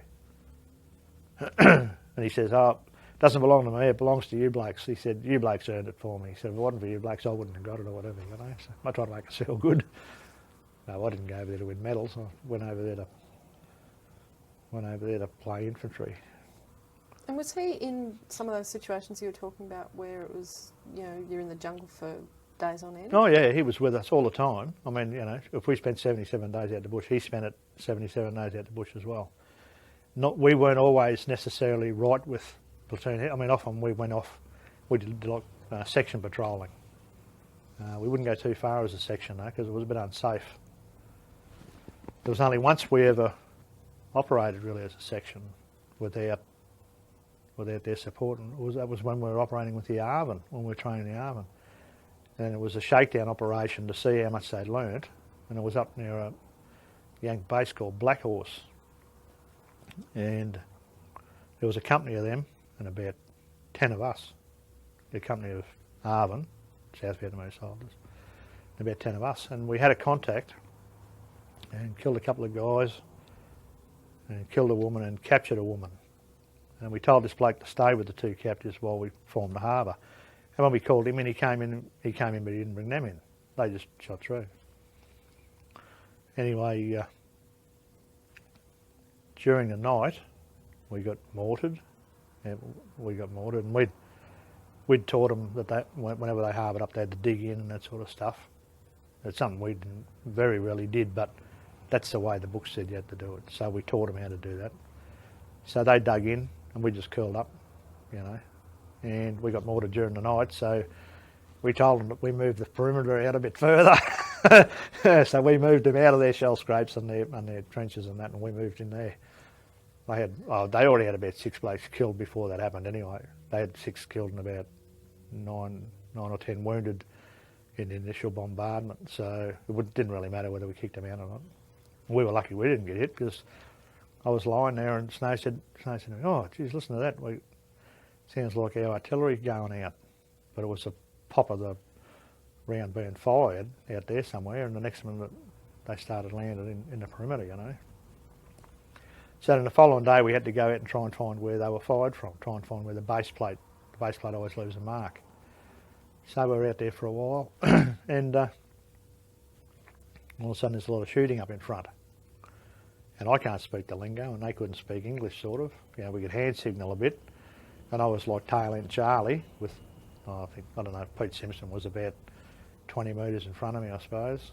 Anyway, I yelled at Pete, what's going on? He said, oh, bugger if I know. You know, I'll find out. So he's yelling up the line, and a quarter of an hour later we've heard nothing. Next minute these South Vietnamese come through with a pole carrying a pig on it. Well, they hadn't had fresh meat for days, so they just shot the pig. So we said, oh, let's pack up, let's go home. There's no point in, you know, because we're supposed to be out there making no noise and all this sort of stuff. They decided to have a contact with a pig, fresh meat. So we went back to the camp. The next day we did a patrol and we had a contact, and we killed 2 people. We killed 2 VC and got a blood trail. And we asked the company commander of the ARVN to give us a dozen blokes on a radio, and we'd go and chase it up. And he refused to go. He said he didn't want to go. And at that stage we had an ABC film crew with us too. And being mugglares, we decided to take them with us. And I think there was 7 of us went out. And we followed this blood trail for about 200 or 300 metres, up through along this creek about that deep, found out where he went up the bank, followed him through a heap of scrub, came across an old donga, you know, a little hut.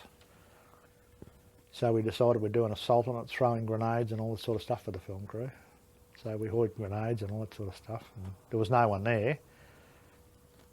And after we'd done the assault, I said to Snow, geez, we're up a dickheads, you know. And he said, well, and I said, well, we haven't even got a SIG set, you know. We didn't even bring a SIG set with us. We're out in the middle of nowhere with no support. We can't even call an artillery. We can't call in anything. We're goners if we get caught, which was probably the most stupid thing I did in the whole time when I was over there. And I wasn't impressed with it. And I felt like an idiot because we had these 2 civvies with us, 2 guys from the ABC with us. Anyway, when we got back, Darjay went off his brain. He called up the company. He called up the company commander of the ARVN and said, "Where's my boys?" And he said, "I don't know. I think they're all dead. I hear shooting and explosions. I think they're all dead." Well, Adrian's crapped himself because he can't contact us. We haven't got a radio, so he thinks we've wiped ourselves out. And that would have been the biggest, stupidest thing that I did while I was over there. And it was probably just, you know, lack of concentration, just being a bit gung-ho, I suppose, at the time, you know. I think at that stage we almost thought we were invincible anyway. You know, what did Adrian say to you when you... Oh, he wasn't very impressed at all. Dressed us down, told us we were stupid. You know, didn't think much of the idea. Thought we were pretty stupid.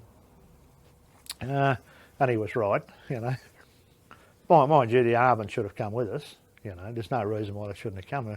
That's what we're training them for, was to hunt and kill. You know, we've just been in contact. You always follow it up. If you know someone's been wounded, go after them. They weren't interested. I mean, they didn't like bushwork anyway. They didn't like going to the bush. So very hard to train. We nearly had a shootout with a few of them at the Horseshoe. When we were initially training them, we were doing chop training, and then we took them down the rifle range and they're having a yippee shoot down the range. And there was a platoon of them, and there was 3 of us, and the platoon commander and the company commander. And their meals, they used to get hot box meals. They didn't have ration packs. They used to get meals supplied or whatever. And the lunch didn't turn up.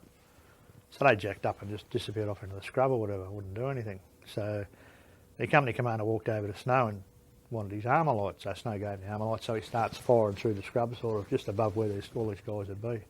So they came back, and then he said, form them up on the road, take them for a run, make them run, you know, push them.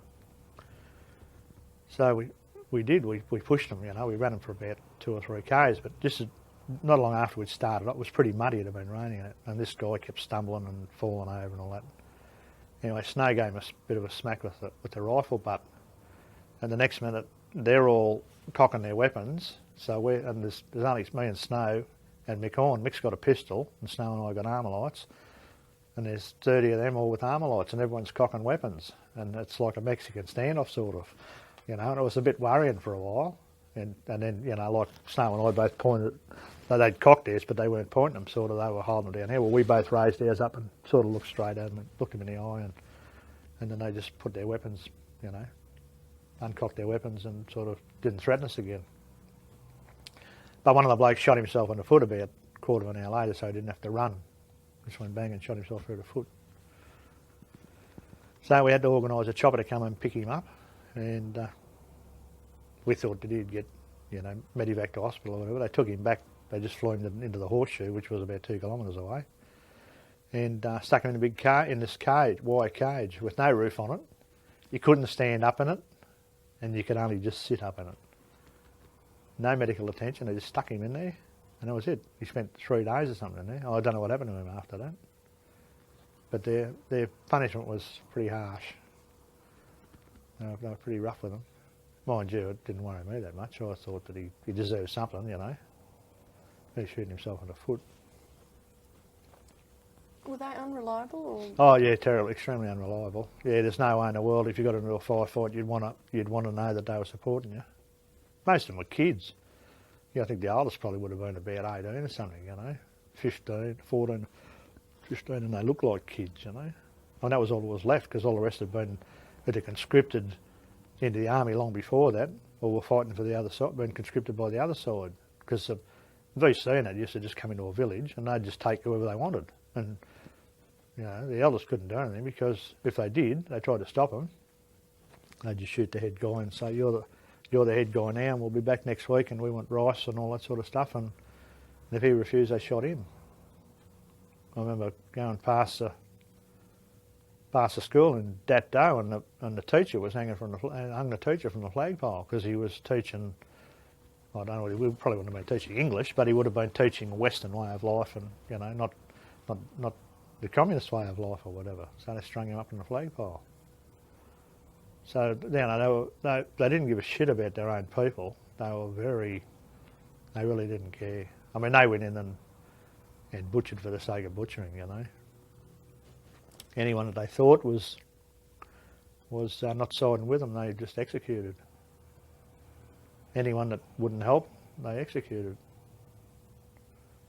And sort of we tried, part of our program was that, you know, to try and befriend them and try and help them as much as we could, but it wasn't easy, because, you know, unless you were there all the time, you couldn't help them. And if we went to help them and the VC came in and shot a couple of them, they wanted us to help them, but they knew they had to help the VC, because who was the next to die, sort of, you know, they'd shoot their wives or kill their kids or whatever, or kill all their stock. So it was extreme, you know, the program that we had, sort of the Hearts and Minds program, was a bit difficult to carry out. We tried resettling a lot of them, you know, we actually built new towns from, you know, but they didn't like them because they had running water and they didn't know how to use a tap, and it just wasn't the same, you know. So they weren't really all that interested in that. You said at the beginning of the war you didn't understand a lot about the culture. How much? Yeah, by that stage I still didn't really know much about the culture. I mean, I still hadn't really had much contact with anyone except people I'd shot or people I'd wounded. We'd done quite a few cordon and searches of villages, and I really had nothing to do with them, because we'd cordon a village, we'd cordon it off so no one could get in or out. We'd stay there for a couple of days to make sure no one went in and out, while other people, you know, the dentist, they brought a dentist in and a doctor in and all that sort of stuff. They'd check the people out. They'd also have the MPs and that in there, South Vietnamese police and that. They'd check their IDs and that sort of stuff. So I still really didn't have much knowledge of their culture or whatever. Apparently most of them were, I think, Catholics or whatever. Catholics and Buddhists or whatever. But they were, the majority of the people I dealt with were real peasants, you know. I mean, that was like the bottom class. There was nothing sort of lower. They were out in the fields, you know, planting a little bit of rice, just scratching a living, you know. And I sort of felt sorry for them, because most of them seemed friendly enough. You know, they always smiled at you when you went past. They didn't frown. The kids were lovely kids, you know. we used to always, you know, you'd be giving them chocolates and lollies and all that sort of stuff, and they're always demanding food. And, well, we always, you know, looked after them. And they seemed like a lovely... Many civilians displaced? Millions. Well, I think like there was probably about 1 million civilians, I think, disappeared, you know, died during the Vietnam War. There was probably almost as many soldiers that died during the Vietnam War, you know, on their side. I think something like 2 or 3 million people died altogether, which is a lot of people. I still have people say to me, oh, you know, it was a police action, but, you know, when 3 million people die and 50,000 Americans die and 500 die, it's not a police action, it's a war, you know. A police action is somewhere where, you know, someone stands out on the road and holds his hand up to stop the traffic and generally try and keep the peace, but this was nothing like that. This was 10 years of, you know, they dropped more bombs on Hanoi or something than they did in the whole of the Second World War, you know, so that's a lot of bombs. What were some of the worst effects on civilians that you witnessed? Oh, mainly the killing by their own side, I think. You know, killing by the VC when they wouldn't go operate, when we first started trying to pacify them, you know. You know, they didn't really care about their own people. And they brainwashed them, and if they weren't prepared to do the right thing, well, they butchered them. You know, we often came across graves and bodies and stuff like that.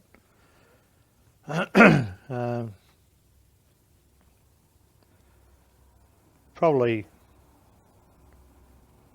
the most I'd really had to do with any of them was like searching in one of searching a house, you know, for like weapons or something like that. But that was probably the closest I came to actually meeting them in their own room or in their own house. Well, generally their house was just one room, dirt floor, cooking pot, you know, like a stretcher made of bamboo or whatever, made out of Coke, you know, corrugated iron Coke cans, you know, a sheet that they stamped Coke cans out of or something that had the Coke imprint on it or whatever, you know, the modern technology that we had, and, you know, they were using it for shelter or for walls or something like that. But generally I didn't really have much to do with them at all. What about in Vung Tau? No, even in Vung Tau, didn't have much to do with them. No, we just kept to ourselves, really. Drank beer. Met a few Yanks in Vung Tau on that, but nothing out of the ordinary. You said that at one point you killed a female VC and detained another one. Detained one, yeah. What happened to them? Well, we don't know. They just disappeared because the guy that we left guarding them was an ARVN guy. He was an ARVN soldier, and when his company commander whistled him in, he just walked back in, and, you know, because like we set up probably about 100 metres or something for where they were. That was the best place for the harbour. And, you know, the company commander told him to guard him, and then he just gave him a whistle, he wandered in, and someone ran out and they're both gone. She was shot through the shoulder or something. Are there many women in there? Yeah, quite a few, yeah. And probably total, I suppose, in the ambushes, probably would have been about 15 women, I suppose. Probably the ratio probably would have been about 1 in 4 or something, probably would have been women. 1 in 5. Did it have any different effect on you? No, not really. No. They're carrying weapons. You know, if they're carrying weapons, they're fair game as far as I was concerned. We took, I'm not sure, probably about, our platoon would have taken probably about 8 prisoners, I suppose, or 10 prisoners, I suppose, altogether. Some of them wounded, some of them just chewed, you know, put their hands in the air and surrendered. We had an incident where we had an ambush and killed 2 initially and had 4 wounded, but fairly seriously wounded. And we called up Mick and said we got 2 KIA and 4 WIA, and then about 3 or 4 minutes later, one of them died, you know. So we called up and said, we got 3 KIA and 3 WIA, and then about 5 minutes later, this guy died. It sounded like we were sort of chopping them, just to me, it sounded like we were knocking them on the head, sort of, you know. But I mean, they'd been shot to pieces, you know, and there's nothing we could do with any of them. One bloke was lying there, he was hit with a machine gun, he had a couple of tracer in him, and he had smoke coming out of him, you know, and he's laying there, and I gave him a cigarette. You know, he wanted a cigarette, so I gave him a cigarette. And I sort of had a bit of a chuckle. I was thinking, you know, here's this guy, he's actually smoking, and he's smoking. You know, he's got a smoke coming out of his stomach where the phosphorus was burning him, and he's got a cigarette in his hand. I sort of felt, you know, I felt a bit sad by it, really, when some of the damage was horrific, you know. One of the toughest things that you did, looking back, what would you say was the toughest thing about the Vietnam War for you?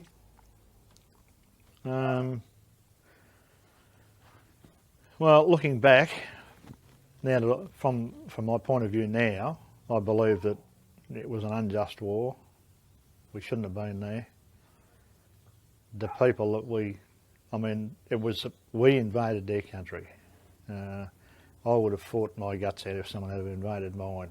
And the way I see it, it was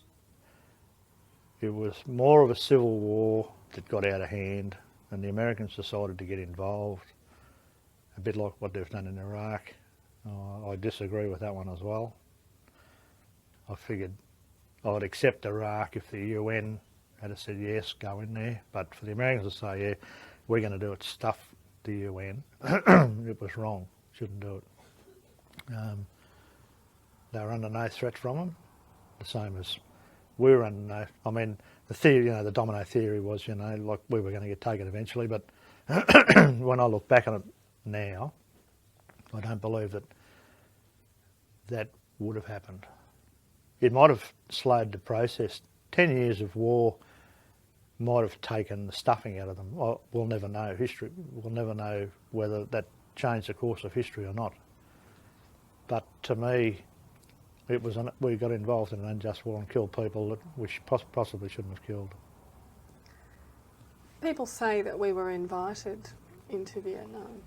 Oh, well, but we were invited into Vietnam by the Vietnamese government and by the Americans, but only because they wanted to dominate Vietnam.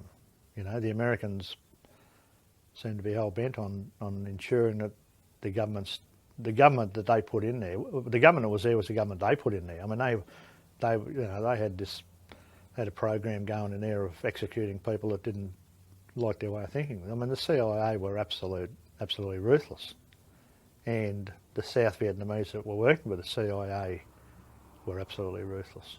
Anyone that opposed the government was executed.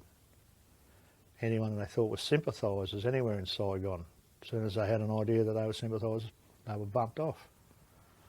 So, I mean, I've since found this out. I didn't know it at the time. So to me, at the time, it was just another war. But now, when I look at it now, this is one of the reasons why I have so many problems sleeping at night.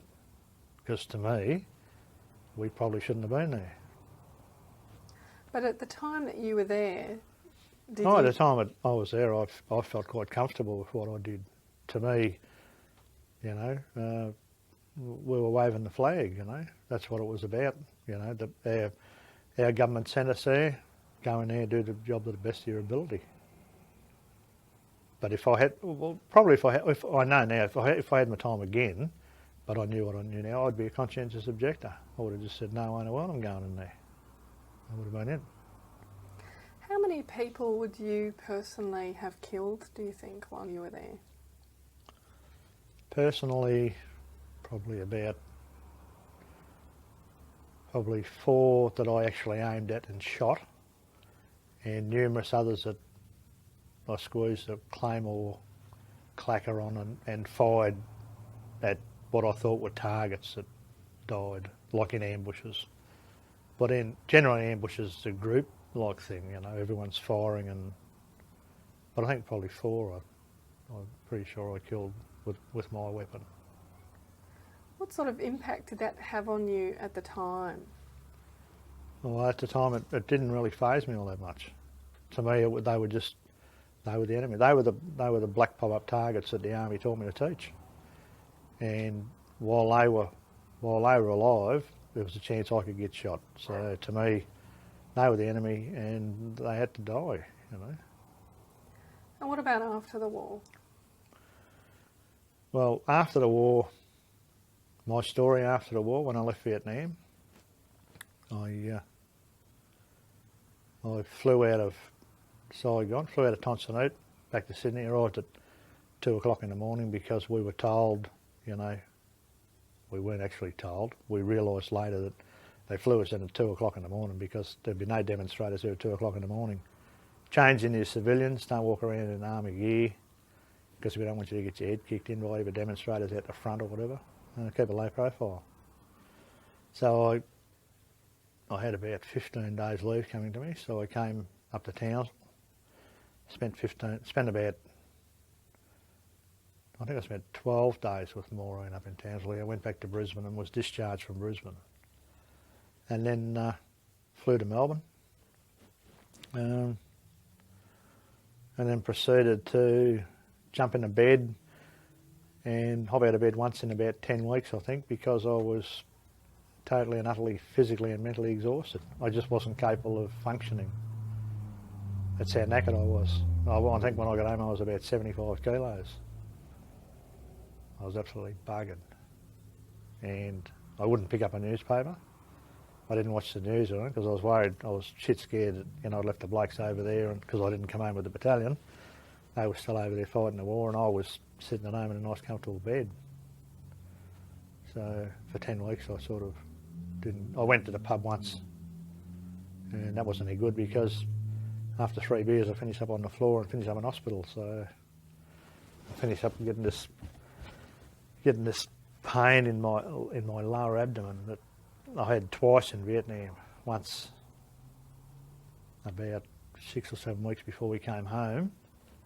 I got a really high fever at night time during an ambush and then started dry reaching, and they took me back about 200 metres from an ambush and like tried to gag me and shut me up, and because I was making a bit of noise and I was a bit of a threat to them. I think they threatened to shoot me at one stage. They weren't very happy with me because I just couldn't shut up. You know, once you start dry reaching, that's it. There's just no way I could stop.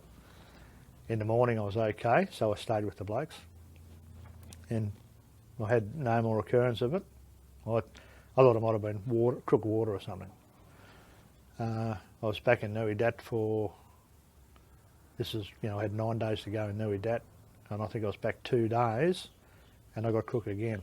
And I was crook all night. I went and saw the MO in the morning. He checked me and said, look, mate, I think you might have appendicitis, but I'm not really sure.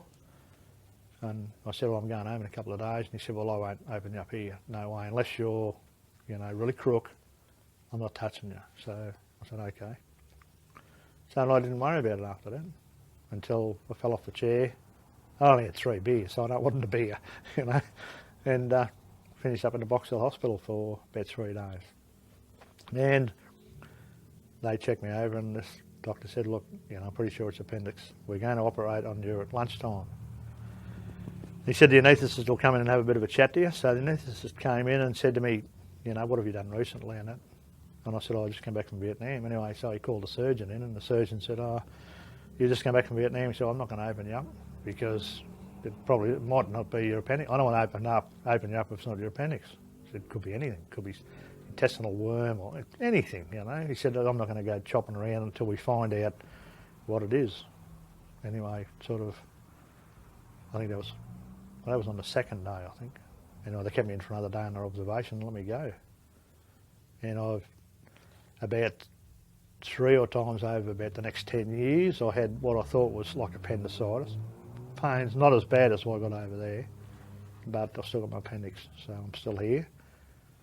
So what was it? Who knows? We really don't know. It could have been anything. I mean, with the conditions that we lived under, the hygiene was, we ate out of cups. We had cups that our water bottles used to sit in.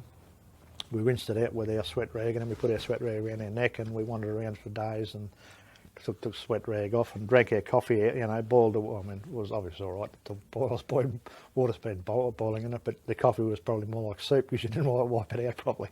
So, hygiene was disgusting, I don't know. I've never really put it down to anything. So that impact on you, where you were so exhausted mentally and physically, what about emotionally? What was your emotional state? Yeah, I was emotionally drained as well. I couldn't accept, you know, one minute I was sort of over in Vietnam fighting a war, and the next one I was lying in a safe bedroom, sort of, and it felt foreign. It felt like an unreal experience, you know. I felt like it wasn't happening. I felt the urge to sort of go back. I knew I couldn't, because they wouldn't have taken me back in and got me back over there quick enough for the battalion anyway. So, but I decided while I was laying there I'd join the army again. So I figured, oh well, I'll join the army. So after 10 weeks, I walked into Southern Command and said, look, here I am. I want to go back into the army. The battalion was going to go to Singapore 6 months after they got home, so I would have trained for 6 months and gone to Singapore for 2 years, which would have been a good posting. So I walked into Southern Command, they gave me a medical, and they said, oh no, you're deaf as a post, you know, we don't want you in the army. And I said, that's a load of crap. I said, you discharged me medically A1 10 weeks ago. I don't even remember having a medical, to tell you the truth. But they discharged me medically A1, and then 10 weeks later they said, oh, you're too deaf, can't go back in. They'd already been onto the battalion. The battalion said, yeah, we'll have him back. But I said, oh no, too deaf. Why did you want to join the army again? Because that was my family. You know, I felt sort of attached to it. Missed all the blokes, you know, missed the adventure. At that stage, you know, Vietnam to me was still something that I had to do. So I figured Singapore would have been good, a 2-year posting in Singapore. Totally different situation altogether. Get married and then go to Singapore would have been great. And it didn't eventuate. And how did that affect you? Oh, it deflated me. It really deflated me. Yeah, I felt a bit depressed after that, because it was something that I decided that I really wanted to do, you know. Because even after all I'd been through, I loved the army, you know. I loved the way of life. The blokes were great. Couldn't wish for a better mob of blokes. The companionship, you know, the trust, and it was really good. When you were spending that time in bed, those 10 weeks, how aware were you of what you were going through? No, I wasn't aware of anything. It was like I was on drugs, sort of, you know. I was virtually out of it, you know. I wasn't game to watch the TV or read the newspaper because of fear of seeing, you know, some action in Vietnam or someone being killed or whatever. And I was prepared to just lay in bed, you know. Mum would come and wake me up at 10 o'clock and say, you're going to get up? I'd say, oh, I'll sleep for another couple of hours. I'd probably get up at 1 o'clock and have a bit of lunch or something and just go back to bed again. That was it for 10 weeks, except for once that I went down the pub. Why were you so afraid of seeing the action on television? No, because I was worried that I'd let the blokes, you know, I was worried that I was going to see a name of one of the blokes that I served with for a start, and that I couldn't do anything to help them, and I felt guilty for not being there, you know. I had the option to sign on over there. Adrian said to me, look, he said, I'll give you another, if you sign on, he said, I'll give you another hook. I'll give you a job as, and he said, and I said, oh, you'll send me out bush. And he said, no, he said, I'll get you a job in a Q store. And I went over and saw Billy McCutcheon and said to Billy, Adrian said, you give me a job he'd give me a job as full corporal in a Q store. And he said, mate, as soon as you sign the dotted line, you'll have your hook, you'll have another hook, and but he said, you'll be straight out the bush, because he's always short of blokes. So he said, take a bit of advice from an old bloke that's been through a career in our Vietnam, don't sign on. So I said, thanks, Billy, and proceeded to come home. What does post-traumatic stress disorder mean to you? To me, it means that my country let me down and sent me on a mission that I shouldn't have gone on, and I've suffered guilt. I've suffered a guilt trip ever since. I've killed people that I believe now that I shouldn't have killed, and I've just suffered the guilt of it. Had the nightmares of it.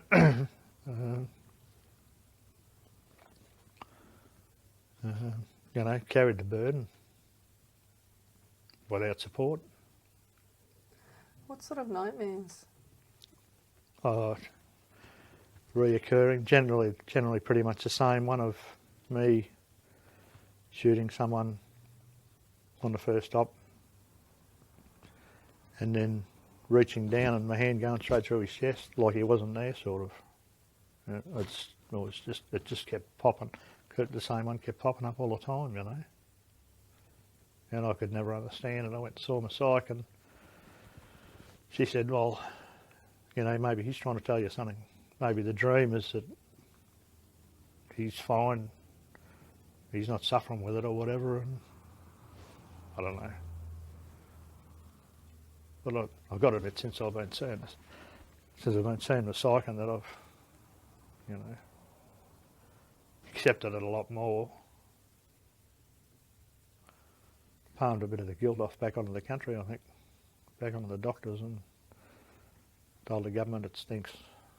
Do you still have those nightmares?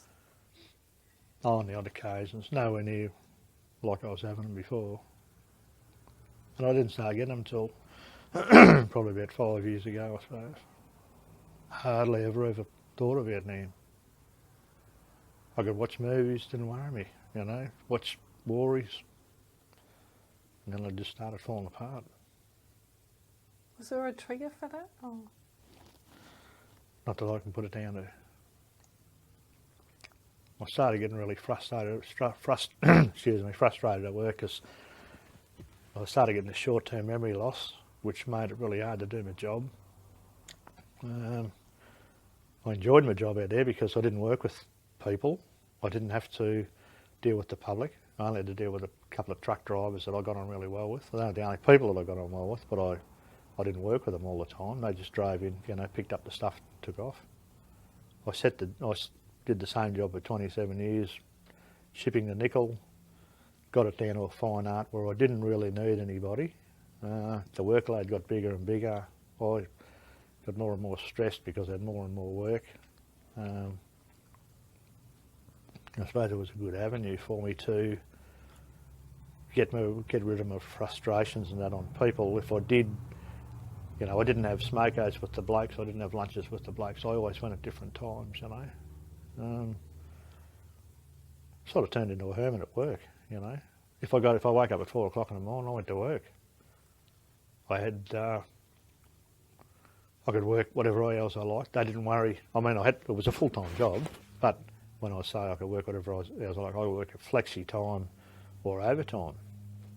So if I felt that, you know, a couple of hours off on Friday would be fine. When I wake up at 4 o'clock, then I just get in the car and go to work. I always had something to do, you know. Put every single thing I had into my job, like I did when I was in the army, you know. Had to be done to the best of my ability. But then started making monumental stuff-ups. Made some stuff-ups like a shipment I sent to Korea that they'd already told me that they didn't want, you know, about $3 million worth of nickel.